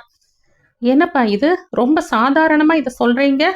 இருக்கட்டும்பா, கலியுகத்துல நாமும் தான் நரகாசுர வதத்தை பாப்பமே. சூர்யா சீறினான். இத சொல்ல வெக்கமா இல்ல உங்களுக்கு? ஒரு டாக்டர் ஒரு பேஷண்ட் சாகிறத சந்தோஷமா பார்த்துட்டு இருக்கிறதாவது மெடிக்கல் கிட்டை எடுத்துட்டு வாங்க, கீழே போய் பார்ப்போம். ராகவன் ஒரு கணம் இமைக்காமல் மகனையே பார்த்தார். என்ன இருந்தாலும் என் பிள்ளை தங்கம்தான். நானே கிளம்பிட்டு தான் இருக்கேன். நீ என்ன சொல்றேன்னு பார்க்கத்தான் விளையாட்டா? எதுல விளையாடுறதுன்னே இல்லையாப்பா? அவர்கள் இருவரும் கீழ் வீட்டுக்குள் நுழையும் போதே புழக்கடையில் பிரேம் வாந்தி எடுக்கும் சத்தம் கேட்டது. மங்களம் வாயிலும் வயிற்றிலும் அடித்து கொண்டு மகனை தேடி ஓடினாள். எங்க வந்தீங்க? கௌதம் கையில் இருந்த புத்தகத்தை விட்டெறிந்து விட்டு எழுந்து வந்தான். இதற்குள் மங்களத்தின் கை தாங்கலில் பிரேம் உள்ளே வர ராகவன் குரலில் நட்பை குழைத்து கொண்டு அவனிடம் சொல்கிறார். டாக்டர் கிருபா சங்கர் எல்லாத்தையும் சொன்னார்ப்பா. நீ ட்ரீட்மெண்ட்டுக்கே போகலைன்னு நினைக்கிறேன். அதான் நான் இருக்கனா செத்துட்டானு பார்த்துட்டு வர சொன்னாரா? உன் கோபத்தை எல்லாம் அப்புறம் வச்சுக்க. இப்ப நீ ஏதாவது ஹாஸ்பிட்டல்ல சேர்றது தான் நல்லது. ஐயோ, என் பிள்ளைக்கு என்ன? மங்களம் அழ. அது வந்துமா, ராகவன் தயங்கியபடி விவரிக்கத் தொடங்க பிரேம் வயிற்றை ஒரு கையால் பிடித்து கொண்டே கத்தினான். எல்லாம் எனக்கு தெரியும்டா. என் பெண்டாட்டி மூலமாவே எனக்கு சோத்துல கொஞ்சம் கொஞ்சமா விஷத்தை கலந்து கொடுத்துட்டு இப்ப குடிச்சு குடல் வீங்கி போச்சுன்னு கதைக்கிறீங்களா? நான் எல்லார்கிட்டையும் சொல்லுவேன். ஒண்ணு மட்டும் நினப்புல வச்சுக்கங்க. என்னதான் மதுராவுக்குன்னு எல்லாரும் சேர்ந்து மறுவாழ்வு கொடுத்தாலும் என்னோட ஒரு வார்த்தை அவ வாழ்க்கையே அழிச்சிடும். நான் போனாலும் பழி வாங்காம இருக்க மாட்டேன். பார்த்துட்டே இருங்க. என்ன நினைச்சு நினைச்சு கதறி கதறியே சாக போறா அவ. பேசும்போதே மூச்சு வாங்குகிறது அவனுக்கு. மதுராவுக்கு பெண் குழந்தை பிறந்து 20 நாட்களாக இருக்குமா? அவ்வளவுதான் இருக்கும். இதற்குள் பிரேம் இறந்துவிட்ட செய்தி வந்துவிட்டது. போவதா வேண்டாமா? பெற்றவருக்கும் மகளுக்கும் ஒரே குழப்பம். உடலை தகனம் செய்வதற்கு முன் ஒரு முறை வந்து எட்டி பார்த்து விடவும். ராகவன் தான் மதுராவுக்கு தந்தி அடித்திருந்தார். 20 நாளைய குழந்தையை எடுத்துக்கொண்டு மதுரா அப்பாவுடன் வந்தாள். குழந்தையை மாடியிலேயே வைத்து கொண்டார் ராகவன். இதற்குள் கௌதமும் மங்களமும் இது கொலையோ என்கிற சந்தேகம் இருக்கிறது என்கிற பொருளையை கிளப்பி பிரேமின் உடலை பிரேத பரிசோதனைக்கு போலீஸ் அனுப்பி கடைசியில் இது அபரிமிதமான குடியினால் வந்த சாவுதான் என டாக்டர்கள் அறிவித்து மதுரா வீட்டுக்குள் நுழைந்த போது மங்களம் தன் உறவினர்களிடமெல்லாம் சொல்லி அழுது கொண்டிருந்தாள். அவன் செத்ததே இந்த பாவியால தாண்டி. அவளுக்கு இன்னொரு புருஷன் கிடைப்பா. எனக்கு போன பிள்ளை வருமா? அவன் குடிகாரங்கிறதே எனக்கு தெரியாது. ராத்திரி ஏதோ பாட்டில எடுத்து வாயில கவுத்திட்டு கிடப்பான். என்னடானா வயிற்று வலிக்கு மருந்துன்னு சொல்லி சொல்லியே ஏமாத்திட்டான். மதுராவை கண்டதும் அரக்க பறக்க எழுந்து ஓடி வந்து அவளை கட்டி கொண்டு அழுதாள் மங்களம். மதுரா கல்லாய் அமர்ந்திருந்தாள். பிரேமின் உடலை எடுக்கும் வரையில் அதற்கு பின் ஒருத்தரிடமும் சொல்லிக் கொள்ளாமல் கிளம்பிவிட்டாள். மங்களம் துக்கம் விசாரிக்க வந்தவர்களிடமெல்லாம் இது பற்றி சொல்லி புலம்பிக் கொண்டிருந்தாள். ஆனால் பிரேம் இறந்து 2-3 மாதங்களுக்கு பிறகுதான் குடும்பத்தின் பயங்கர சூழ்நிலையே மங்களத்துக்கு புரிந்தது. பிரேம் தான் சம்பாதித்த பணத்தை எல்லாம் குடித்தே தீர்த்திருக்கிறான். போதா குறைக்கு முறைகேடான பெண்கள் சகவாசம் வேறு. மதுராவின் சம்பளத்தில் தான் அவ்வப்பொழுது பால், மளிகை முதலியன. பல மாதங்களாக வீட்டு வாடகை கொடுக்கப்படவே இல்லை. ராகவனும் மதுராவுக்காக அது பற்றி எதுவும் கேட்கவே இல்லை. இது பற்றி மதுரா கணவனிடம் கேட்கும் போதெல்லாம் அடி உதையைத்தான் கண்டிருக்கிறாள். மங்களத்துக்கு குடும்ப செலவுகளை பற்றி ஒன்றுமே தெரியாது. அவள்தான் சமையலறை பக்கம் வருவதே இல்லையே. பணம் போதாத சமயங்களில் மதுரா ஓவர் டைம் செய்துவிட்டு வந்தால் எவன் கூட சுத்திட்டு வராப்ல இப்படி திட்டத்தான் தெரியும். பிரேம் தன் சம்பளத்தில் மட்டுமல்லாது தனது சிநேகிதர்களிடமும் கடன் வாங்கி இருந்ததெல்லாம் செத்த பிறகுதானே தெரிய வந்தது. அலுவலகத்தில் இருந்து அவனுக்கு சேர வேண்டிய பிடிப்புத் தொகை வந்தபோது கடன் அடைக்கவே சரியாக இருந்தது. அப்பொழுதுதான் மங்களத்துக்கு இளைய மகன் கௌதம் வேலைக்கு போகாமல் தீ வெட்டி தடியனாக வீட்டிலேயே சுற்றுவது கண்களில் பட்டது. அவனிடம் கத்தினாள். ஒரு வேலைக்கும் போகாம சோறு போடுனா சோறு எங்க இருந்து வரும்? இந்தா சும்மா கத்தாத. இந்த காலத்துல வேலை கிடைக்கிறது குதிரை கொம்பு. மளிகை சாமான் வாங்க பணம் இல்லைன்னா ஏதாவது நகை நட்டை கொடு, வித்து பணம் வாங்கிட்டு வரேன். என்கிட்ட என்ன நகைடா இருக்கு? பெரியவன் தான் பெண்டாட்டியோட நகைங்க எல்லாத்தையும் என்ன பண்ணுனான்னு தெரியலையே. அப்போ அவளையாவது போய் கூட்டிட்டு வா. வேலைக்கு போய் சம்பாரிச்சு போடட்டும். அவதான் அவனோட 10 நாள் சடங்கு கூட இருக்க மாட்டேன்னு போயிட்டாளே. வா 2 பேருமா ஏதாவது சொல்லி அவளை கூட்டிட்டு வர பாப்போம். மங்களம் குழந்தைக்கு 15 ரூபாயில் ஒரு சட்டையும் சின்னதாய் ஒரு சர்க்கரை பொட்டலத்தையும் கட்டி கொண்டு மகனுடன் மதுராவின் பிறந்த ஊருக்கு சென்றாள். 1000 தான் நமக்குள்ள இருந்தாலும் தண்ணி அடிச்சு தண்ணி விலகுமா சொல்லு? கண்ணுக்கு கண்ணா வளர்த்த பிள்ளைதான் போயிட்டான். பேத்தியாவது பார்த்துட்டு. நான் தான் அப்பவே சொல்லிட்டனே, இது உங்க பேத்தி இல்ல. போறம்டி. இப்படி சொல்லி அவன் வயிற்றுச்சல கொட்டிட்டது போதும். நீ சொன்னாப்ல ஆச்சா? இவதான் அச்சு அவதாரம். எங்க மாமியார் சாடையாவே இருக்காளே, எனக்கு தெரியாதா? சரி, இப்ப எதுக்கு வந்திருக்கீங்க? நல்லா கேட்டப்போ ஒரு கேள்வி. உன்னையும் குழந்தையையும் ஒரு நல்ல நாள் பார்த்து அழைச்சிட்டு போகத்தான். இத பாரு, என் தங்கம், என் ராசாத்தி, என் மகன் போனதுக்காக எங்க நீ பாட்டுக்கு பொட்டை எடுத்து பூவை எடுத்து வெள்ளை புடவை கட்டிட்டு இருக்க போறியோ? இந்த கண்ணால அந்த கன்றாவி காட்சிய எப்படி பாப்பா ஆக்குறதுன்னு சொல்லிட்டே வந்தேன். நல்ல வேளை அந்த மாதிரி அலங்கோலம் எதுவும் பண்ணிக்கல. நீ இப்படியே இருமா, அப்பதான் எனக்கும் கொஞ்சம் தெம்பா இருக்கும். மார்கழி பிறக்கிறதுக்குள்ள உன்னையும் குழந்தையையும் அழைச்சிட்டு போயிடலான்னு பாக்குறேன். நீ எப்பவும் போல வேலைக்கு போ, பேத்திய நான் பாத்துக்கிறேன். கௌதம் இத்தனைக்கும் அதிகம் பேசாமல் குனிந்த தலை நிமிராமல் கிழங்கு மாதிரி உட்கார்ந்திருந்தான். இதற்குள் மதுராவின் தாய் சம்மந்தி அம்மாளுக்கும் கௌதமுக்கும் காஃபியை கொண்டு வந்து வைத்துவிட்டு மௌனமாய் உள்ளே போனாள். இருக்கட்டுமே, நேரங்கட்ட நேரத்துல காப்பி என்னத்துக்கு? மங்களம் ஏதோ சொல்லிக்கொண்டே இருக்கையில் மதுரா காலை பூஜையில் இருந்த தன் தந்தையை கூப்பிட்டாள். அப்பா, ஒரு நிமிஷம். என்னம்மா? அவர் சிவப்பழமாக வெளியே வந்தார். இவங்க என்னமோ கேக்குறாங்க, கொஞ்சம் பதில் சொல்லிட்டு உங்க வேலையை கவனியுங்களேன். என்ன என்பது போல புருவத்தை உயர்த்துகிறார் பெற்றவர்.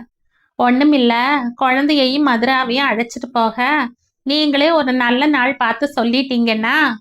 மங்களத்துக்கு உள்ளூர எதுவோ உறுத்தாமல் இல்லை. தை மாசம் 2வது புதன்கிழமை முகூர்த்த நாள். அவ்வளவு தள்ளி போகணுமா என்ன இந்த கார்த்திகையிலேயே?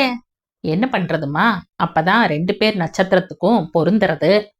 அதுவும் சரிதான், புறப்படுற நேரம் தாய் குழந்தை 2 பேருக்குமே சரியா இருக்கணும் இல்லையா? நீங்க தப்பா அர்த்தம் பண்ணிட்டு இருக்காப்புல இருக்கு. நான் சொல்றது மதுராவுக்கும் டாக்டர் ராகவனோட பிள்ளை சூர்யாவுக்கும் கல்யாணம் குறிச்சிருக்கிற நாளை. வாழ்க்கைனா என்னன்னு தெரியாமலேயே என் பொண்ண ஒரு விதவையா வீட்டுல உட்காத்தி வச்சுக்க நான் விரும்பல. ஐயோ, நம்ம வழக்கத்துல இல்லாத வழக்கமா என்னது இது? மங்களம் பெருசாய் கத்தத் தொடங்கினாள். உங்க கருத்தை வரவேற்கிறேன் சார். அம்மா ஒரு பழங்காலத்து மனுஷி. ஆனா உங்க பொண்ணுக்கு சூர்யாவை தேர்ந்தெடுக்கிறதுக்கு முன்னாடி என்னை ஒரு வார்த்தை கேட்டுக்கலாம் இல்லையா? அண்ணனால தர முடியாத வாழ்க்கையை தம்பி தரலாம் இல்லையா? மேலும் புதுசா வர்றவனுக்கு உங்க பொண்ணு மேல வேணும்னா பிரியம் இருக்கும், அவ குழந்தை மேல பாசம் இருக்கும்னு என்ன நிச்சயம்?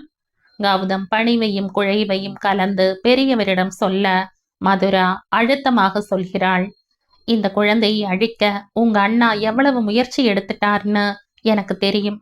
மேலும் எனக்கும் என் குழந்தைக்கும் ஒரு நல்ல மனுஷனோட சகவாசம்தான் தேவையே தவிர எனக்கு என் கூட படுத்துக்க ஒரு துணையே தேவையில்லை. இங்க இருந்து மெட்ராஸுக்கு அடுத்த ரயில் எப்பன்னு அவங்களுக்கு சொல்லுங்கப்பா. ரயில் என்னத்துக்கு? 1/2 மணிக்கு ஒரு பஸ்ஸே இருக்கு. இப்ப நீங்க புறப்பட்டா 11 மணி பஸ்ஸை பிடிக்கலாம். இதற்கு மேலும் அங்கே நிற்க பைத்தியமா என்ன? கௌதமுக்கு உடம்பு முழுக்க மிளகாயை அரைத்து பூசினாற் போல எரிகிறது. கிளம்ப, இன்னும் ஏன் இங்கே உட்கார்ந்திருக்க? அவன் தாயை அதட்டி எழுப்பி கொண்டு போனான். மதுரா சூர்யாவின் திருமணம் பதிவு திருமணம்தான். மாலை மாற்றி தாலி கட்டி கையெழுத்து போட்டுவிட்டு மதுராவின் பெற்றோரும் ராகவனுமாய் வீட்டுக்கு வர கீழ் போர்ஷனை காலி செய்து எல்லா சாமான்களையும் வண்டியில் ஏற்றி கொண்டிருந்தான் கௌதம். மிஸ்ஸஸ் சூர்யா, கௌதமின் குரல் கேட்டு நின்று திரும்பி பார்த்தவளிடம் எரிச்சலை அடக்கி கொண்டு சொன்னான் கௌதம். இந்த பெட்டி, மரபீரோ இதெல்லாம் எங்களோடது. இதுல எதெல்லாம் உங்களோடது? மதுரா ராகவனை திரும்பி பார்த்தாள். அவர் சிரித்தபடி சொன்னார். அந்த காட்ரேஜ் பீரோ, கட்டில், எவர் சில்வர் பாத்திரம், வெள்ளி பாத்திரங்கள், 20 பவுன் நகை, வைரத்தோடு இதெல்லாமே உங்களோடதுதான். எங்களோடது தோ இந்த பொண்ணும் இவ கையில இருக்கிற குழந்தையும் தான். மாமா, மதுராவின் குரல் தழுதழுக்க ராகவன் மேலும் விடாமல் சொன்னார். மங்களத்தம்மா, உங்க 2வது பிள்ளைக்கு கல்யாணம் பண்றப்ப ஒரு படி பிடிக்கிற மாதிரி டபரா டம்ளர் 1 டஜன் வைக்கணும்னு கராரா சொல்லிடுங்க. கௌதம் கையில் காகிதத்தால் சுற்றப்பட்ட ஒரு டைரியை கொண்டு வந்து மதுராவிடம் தந்தான். கடைசி நிமிஷத்துல அண்ணா இதை உங்ககிட்ட கொடுக்க சொன்னான், கொடுத்துட்டேன், வரேன். சூர்யா மதுராவின் கையில் இருந்த டைரியையே கவலையுடன் பார்த்தான். ஏன், ராகவனும் தான். ஆனால் மதுராவின் பெற்றோர்கள் வந்திருந்ததாலும் வீட்டில் கல்யாணம் விசாரிக்க ராகவன் சூர்யாவின் நண்பர்கள் வந்து போய் கொண்டிருந்ததாலும் அந்த டைரியை பற்றி மறுபடி விசாரிக்கவே முடியவில்லை.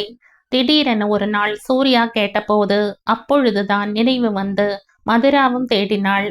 இங்கதானே எங்கேயோ தூக்கி போட்டேன், காணுமே. சூர்யா இது பற்றி ராகவனிடம் சொல்ல அவரும் தேடி பார்த்துவிட்டு உதட்டை பிதுக்க, கிட்டத்தட்ட 2 வருடங்களாக கிடைக்காத அந்த டைரி. ஞாயிற்றுக்கிழமைதானே என்று நிதானமாக சமையலை கவனித்தபடி ஸ்டோர் ரூமில் பரனில் ஏறி இடியாப்ப நாழியை தேடி எடுத்தவள் கண்களில் பட்டு தொலைக்க வேண்டுமா? எடுத்தவள் கடைசியாய் கௌதம் சொன்னது நினைவுக்கு வர நடுக்கத்துடன் பிரித்து புரட்டுகிறாள். கடைசியாய் அப்படி என்னதான் எழுதியிருப்பார் அவர்? ஒவ்வொரு தாளாய் புரட்டி பார்க்கிறாள். சில தாள்கள் வெறுமையாய், ஒரு சில தாள்களில் பிரேமின் வழக்கமான சாய்ந்த கிறுக்கலான கையெழுத்து. என் அருமை மதுரா, பாவம் அவ என்னை பத்தி எத்தனையோ மட்டமா கேவலமா நினைச்சிருப்பா. அவ மேல நான் உயிரையே வச்சிருக்கிறது அவளுக்கு தெரியாது. என் கல்யாணத்துக்கு முன்னாலேயே எனக்கு பிளட் கேன்சருங்கிற விஷயம் எனக்கு தெரியும். எங்க அம்மா தம்பி 2 பேருக்கும் தெரியும். எப்படியும் என்னோட ஆயுசு மிஞ்சி போனா 2 வருஷம் கூட இல்லைன்னு டாக்டர் சொல்லிட்டார். இதுக்காக ஒரு கல்யாணத்தை பண்ணிட்டு வர்றவ வாழ்க்கையையும் பாழடிக்க மாட்டேன்னு எத்தனையோ பிடிவாதமா அம்மா கிட்ட எடுத்து சொல்லியும் அவ ஒப்புக்கல. டாக்டர் ஒரு முட்டாள். உனக்கு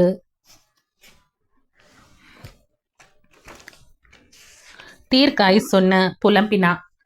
எனக்காகவாவது நீ ஒரு கல்யாணத்தை செஞ்சுட்டு தான் ஆகணும்னு புலம்பினா. வேறு வழி இல்லாம தலையசைக்க வேண்டியதா போச்சு. என் விதி இப்படிங்கிறதுக்காக ஒண்ணுமே தெரியாத மதுராவை பலியிட நான் விரும்பல. அதனால தான் ஆரம்பத்திலிருந்தே அவ மேல வெறுப்ப பொழிஞ்ச. ஆனா ஒவ்வொரு தடவையும் தனிமையில அழுதேன். அவளை எட்டி உதைச்ச காலுக்கு தண்டனையா எத்தனையோ நாள் பாத்ரூம்ல சுவத்தை எட்டி உதைச்சு அவப்பட்ட வலிய நானும் அனுபவிச்சிருக்கேன். ஆரம்பத்திலிருந்தே என் மேல ஒரு வெறுப்பு விழுந்தாச்சுன்னா நான் செத்தாலும் அவ சந்தோஷப்படுவாளே தவிர அழமாட்டா இல்லையா? வேற ஒரு ஆரோக்கியமானவனை கல்யாணம் செஞ்சுக்கிட்டு நிம்மதியா கூட இருப்பா. முதல் தடவை அவ வயித்துல என் குழந்தை வளரதா சொன்னப்ப நான் அப்படியே பெருமையில பூரிச்சு போனேன். அப்புறம்தான் உரைச்சது, ஐயோ ஏன் ரத்தம், ஏன் ஜீவ அணு, அது மட்டும் ஆரோக்கியமா இருக்கும்னு என்ன நிச்சயம்னு உடனே மதுராவை தரன்னு இழுத்துட்டு போய் கருவை கலைச்சேன். அதற்கப்புறம் 2-3 தடவை என் குழந்தைகளை இந்த உலகத்துக்கே வர விடாத பாவியா நானே மாறின அவலம். அப்படியாவது அவளோட படுத்து அவளை ஆளணும்னு வெறியான்னு எனக்கு நானே பல தடவை எரிச்சல் பட்டிருக்கேன். என்ன செய்யறது, உடம்புக்கு மரணம் நிச்சயம்னு தெரிஞ்சும் மனசுல இளமை வேகம் தீர்க்காயுசா இருக்க. இந்த தடவை கருவுற்றத அவ என்கிட்ட சொல்லவே இல்லை. என் பக்கத்திலேயே வர்றதில்ல. நான் தான் குடிக்கிறேன் அடிக்கிறேனே. பாவி, இதையாவது சொல்லி இருக்கலாம். கடைசியில சண்டை முத்தி இதுக்கு அப்ப நீங்க இல்லைன்னு சொல்லிட்டு போயிட்டான். ஒரு நிமிஷம் திகைச்சு நின்னாலும் அடுத்த கணம் மனசுக்குள்ள குப்புன்னு சந்தோஷம். கடவுளே, அவ கோபத்துல சொன்னாளோ இல்ல நிஜமாத்தான் சொன்னாளோ தெரியல. அவ சொன்ன மாதிரி அது என் குழந்தையா இருக்க கூடாது. ஏற்கனவே கஷ்டங்களையும் சோகங்களையுமே அனுபவிச்ச அவளுக்கு, என் கண்மணிக்கு பெத்த குழந்தையால வேற கஷ்டம் வரக்கூடாது. கடைசியா என் பிரியமான மதுராவுக்கு என் அன்பான முத்தங்கள். ஸ்டோர் ரூமில் தடால் என்று எதுவோ விழுந்த சத்தம் கேட்டு ஓடி வந்த ராகவன் திகைத்து நின்று விட்டார். பரனுக்கு ஏற வேண்டிய ஏணி ஒரு புறம் இருக்க, மதுரா பரனிலிருந்து கீழே விழுந்து மயங்கி கிடக்க, அந்த டைரி ஒரு புறம் தரையில் கிடக்கிறது. முதலில் மதுராவின் மயக்கத்தை போக்க தண்ணீர் தெளித்து முதல் உதவி செய்த ராகவனும் சூர்யாவும் அவள் கண் விழிப்பதற்காகவே அருகே நிற்க, முதலில் அவள் கேட்டது அந்த டைரியைத்தான். எங்க அந்த டைரி? டைரியா? இதற்குள் அவளே எழுந்திருக்க முயற்சிக்கிறாள். இருமா, கொஞ்சம் ரெஸ்ட் எடுத்துக்க. இல்ல, இப்ப எனக்கு ரெஸ்ட் வேண்டாம். பாய்ந்து ஸ்டோர் ரூமுக்கு சென்றவள் அங்கே ஒரு பக்கம் கிடந்த டைரியை எடுத்துக்கொண்டு நேரே படுக்கை அறைக்கு போய் பொம்மைகளுடன் விளையாடி கொண்டிருக்கும் மகளை தூக்கி வருகிறாள். இதற்குள் துக்கம் பொங்கி வர ராகவனிடம் சொல்லும் போதே பெருசாய் அழத் தொடங்குகிறாள். என் குழந்தைய இப்பவே கேன்சர் இன்ஸ்டிடியூட்டுக்கு அழைச்சிட்டு போகணும். என்ன உளற மதுரா? உளறல, இந்த டைரி படிங்க. அவர் மஞ்ச காமாலையால மட்டும் சாகல, ஏற்கனவே அவருக்கு பிளட் கேன்சர் இருந்திருக்கு. எங்க தான் திடீர்னு செத்துட்டா பெண்டாட்டிக்கு ஷாக் ஆயிடுமோன்னு மனச கல்லாக்கிக்கிட்டு நடிச்சிருக்கார். ஐயோ, அவரோட அவஸ்தைய புரியாம நானும் தான் அவரை என்னவெல்லாம் பேசியிருக்க. இப்படி ஒரு நல்ல மனுஷனை எத்தனை தப்பா எடை போட்டுட்ட. கடவுளே, கடவுளே. அவளை எப்படி தேற்றுவதென்றே புரியாமல் சூர்யா நிற்க, ராகவன் மதுரா நீட்டிய டைரியை புரட்டி பார்க்கிறார். மதுராவோ தீபிகாவின் கன்னத்தை தடவி இறுக அணைத்து முத்தமிட்டபடி கதறுகிறாள். என் குழந்தை அவரோட ரத்தத்துல உதிச்சது. அவளுக்கும் அந்த... ஐயோ, சீக்கிரமா ஏதாவது பண்ணுங்களே. ராகவன் மதுராவின் கரத்தை பரிவுடன் பிடிக்கிறார். மதுரா, சத்தியமா சொல்வேன், உன் புருஷன் கேன்சரால சாகல. எப்படி, எதை வச்சு சொல்றீங்க? அவர் கைப்பட எழுதியிருக்காரே. சரி, அப்படியே இருக்கட்டும். உனக்கு தீபிகா நார்மலா இருக்காளான்னு தெரிஞ்சுக்கணும், அவ்வளவுதானே. சூர்யா, முதல்ல இவளையும் குழந்தையையும் எடுத்துட்டு போய் நான் எழுதி தர பிளட் டெஸ்ட் எல்லாத்தையும் பண்ணிட்டு வா. சரி, வா மதுரா. அவன் குழந்தையை சுமந்தபடி முன்னால் நடக்க மதுரா அவனை பின்தொடருகிறாள். ராகவன் அந்த டைரியையே மறுபடி படிக்கிறார். புருவத்தை விரலால் தேய்த்து விட்டு கொண்டு யோசிக்கிறார். எப்படியும் பிளட் டெஸ்ட் ரிசல்ட் எதுவும் உடனே கிடைக்காது. அதுவரையில் மதுராவை சமாதானப்படுத்துவது எப்படி? எப்பொழுதும் சிரித்தபடி வளைய வரும் ராகவனுக்கு கூட கவலை முகத்தில் கோடுகளை இழுக்கிறது. மனசுக்குள் பிரேம் குடும்பத்தினர் வந்ததிலிருந்து காலி செய்து கொண்டு போனது வரையில் ஒவ்வொரு சம்பவமாய் நினைத்து பார்க்கிறார். என்ன செய்யலாம்? அவருக்கு தெரியும் தீபிகா ஆரோக்கிய நிலையில் உள்ளது. ஆனால் இப்பொழுது அது மட்டும் பிரச்சனை இல்லையே. மதுரா செத்து போனவனையே நினைத்து நினைத்து இப்பொழுது வாழும் வாழ்க்கையை பாழடித்து கொண்டால்? ராகவன் நினைத்தது சரிதான். சூர்யாவின் பிளட் டெஸ்ட் ரிசல்ட் அவள் நல்ல நிலையில் இருப்பதை அறிவித்தும் கூட மதுரா எதையோ பறி கொடுத்தவள் போலத்தான் இருக்கிறாள். சூர்யாவின் கரம் இயல்பாக இவள் மேனியில் பட்டால் கூட ஏதோ நெருப்பை தீண்டினாற் போல துள்ளி விலகுகிறாள். அடிக்கடி அந்த டைரியை எடுத்து வைத்து கொண்டு மாலை மாலையாக கண்ணீர் உகுக்கிறாள். மதுரா ஊருக்கு போன மறுநாள் பிரேம் கத்தினானே, அதை போய் இப்பொழுது மதுராவிடம் எப்படி சொல்வது? சொன்னாலும் தன் வார்த்தையை நம்பாதது மட்டுமின்றி செத்து போனவனை பற்றி இல்லாததும் பொல்லாததும் சொல்வதாக நினைத்து கொள்ள மாட்டாளோ?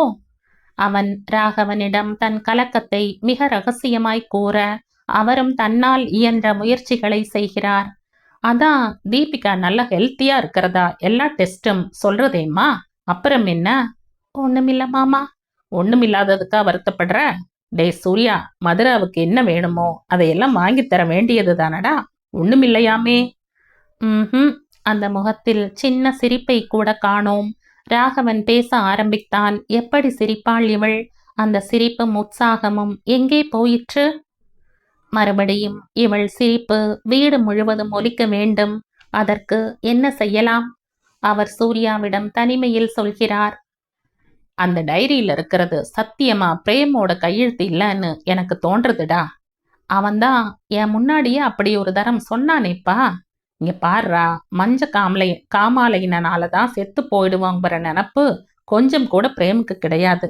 ஏதோ பேச்சு வாக்குல சொல்லியிருக்கான். அதை கௌதம் அழகா உபயோகப்படுத்திட்டு இருக்கான். டைரியில இருக்காது பிரேமோட கையெழுத்துன்னு மதுரா தீர்மானமா சொல்றாளே. ராகவன் மகனை அட முட்டாளே என்கிறார் போல பார்க்கிறார். ஏண்டா, அண்ணனை போல தம்பியால கையெழுத்து போட முடியாத என்ன? ஒவ்வொருத்தன் கள்ள நோட்டு அச்சடிக்கிறப்ப கவர்னர் கையெழுத்திய அழகா போடுறானாம்.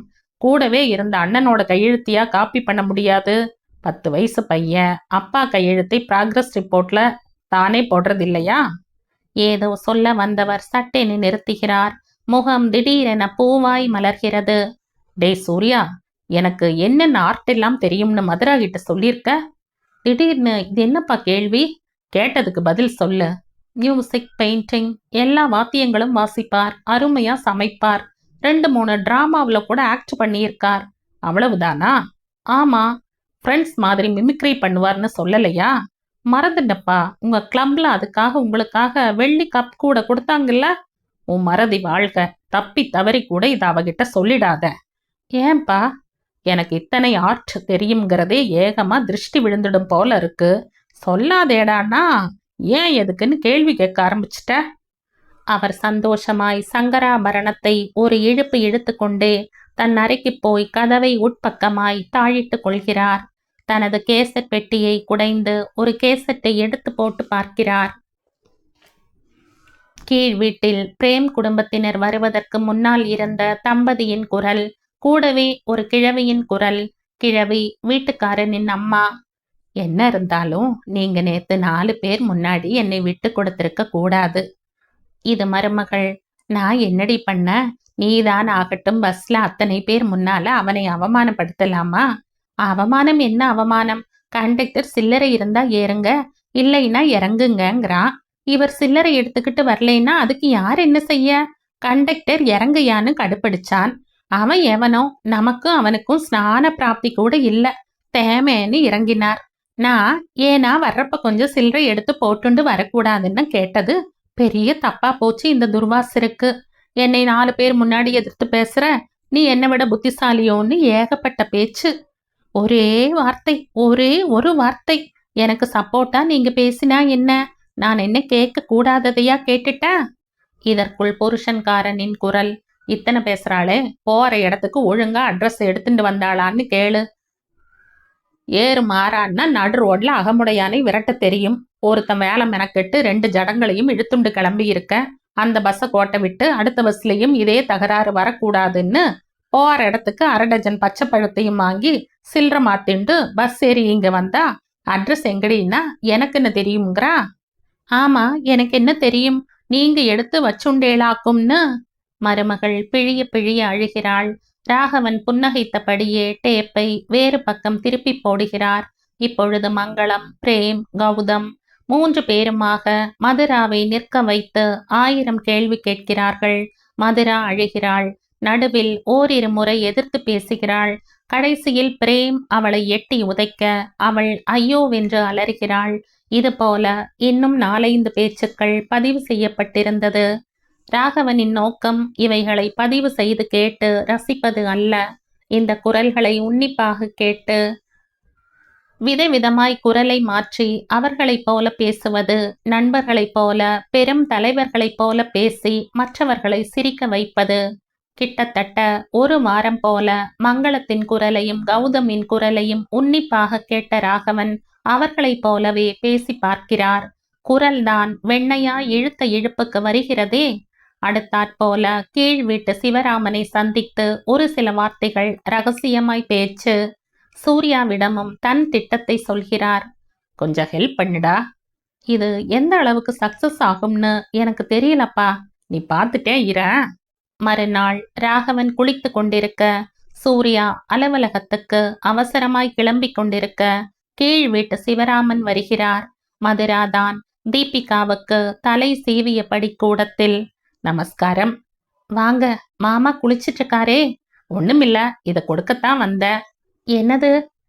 கேசட். உங்க மாமனாருக்கு ஒரு பழக்கம், கீழ் போர்ஷன்ல நடக்கிற சண்டை எல்லாத்தையும் டேப் பண்ணிடுவாரு. அப்புறம் நிதானமா அவங்களுக்கே போட்டு காட்டுவாரு. சண்டை முடிஞ்சதுக்கு அப்புறம் இதை கேட்குறப்ப அவங்களுக்கே ஐயோ இத்தனை அசிங்கமாவா நாம சண்டை போட்டோம்னு தோணும்.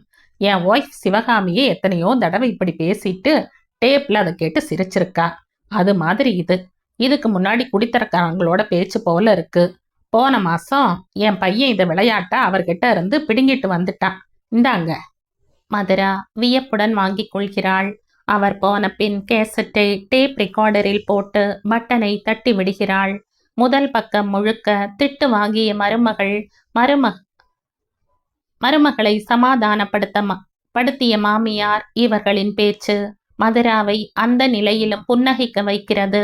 மறுபக்கம் பிரேம், கௌதம், மங்களம் கத்துவது நடுவே மதுராவின் குரல். மதுராவின் கண்கள் கலங்குகிறது. திடீரென கௌதம் மங்களத்தின் குரல் மட்டும். ஏண்டா, வேற கல்யாணம் பண்ணிக்க போறாளாமே, அவன் நல்லா இருப்பாளா? கண்டிப்பா அவளால சந்தோஷமா வாழ்க்கையை அனுபவிக்க முடியாதுமா. அதுக்கான வழிய நான் பண்ணியாச்சு. என்னடா பண்ண? அவ கல்யாணமாகி வர்றப்ப இந்த டைரிய கொடுக்க போற. பிரேமோட கையெழுத்து அப்படியே அப்படியே அப்படியே அச்சா நான் அவன் எழுதுற மாதிரி எழுதியிருக்க. அவ கண்டிப்பா துடிச்சு சாக போறா பாரு. மதுரா பதறி போய் டேப் ரெக்கார்டரின் பொத்தானை அமுக்குகிறாள். என்னங்க, இங்க வாங்கல. மாமா, இந்த டேப்பை பத்தி என்கிட்ட ஏன் இத்தனை நாளும் நீங்க சொல்லவே இல்லை? என்னதுமா? ராகவன் ஒன்றுமே புரியாதவர் போல் கேட்க அவள் மறுபடியும் கேசட்டை ஒலிக்க செய்கிறாள். ராகவனின் முகத்தில் சிரிப்பு விரிய சூர்யாவை பார்த்து சொல்கிறார், நான் ஒரு டேப்பு காணோம்னு சொல்லிட்டு இருந்தேன்ல, இதுதான்டா. கடைசியில கீழ் வீட்டு பொடியும் தூக்கிட்டு போயிட்டான். மதுரா கிட்ட போட்டு காமிக்கிறதுக்கு முந்தி நானே கடைசி டயலாக்ஸை கேட்கணும்னு இருந்தேன். ஏதோ வீட்டை விட்டு போறாங்களே, என்னதான் பேசிக்க போறாங்கன்னு டேப்பை ஆன் பண்ணி வச்சேன். மதுரா கண்களை துடைத்து கொண்டு தனது அறைக்கு ஓடி அங்கிருந்து குரல் கொடுக்கிறாள், என்னங்க இங்க சித்த வாங்க. அவள் எதற்காக அழைக்கிறாள் என்பது ராகவனுக்கா தெரியாது. அதற்கு மேலும் அங்கே நிற்க பைத்தியமா என்ன? டேய், ஹாவ் அ நைஸ் டே. அவர் தீபிகாவை தூக்கி கொண்டு தனது அறைக்கு ஓடுகிறார்.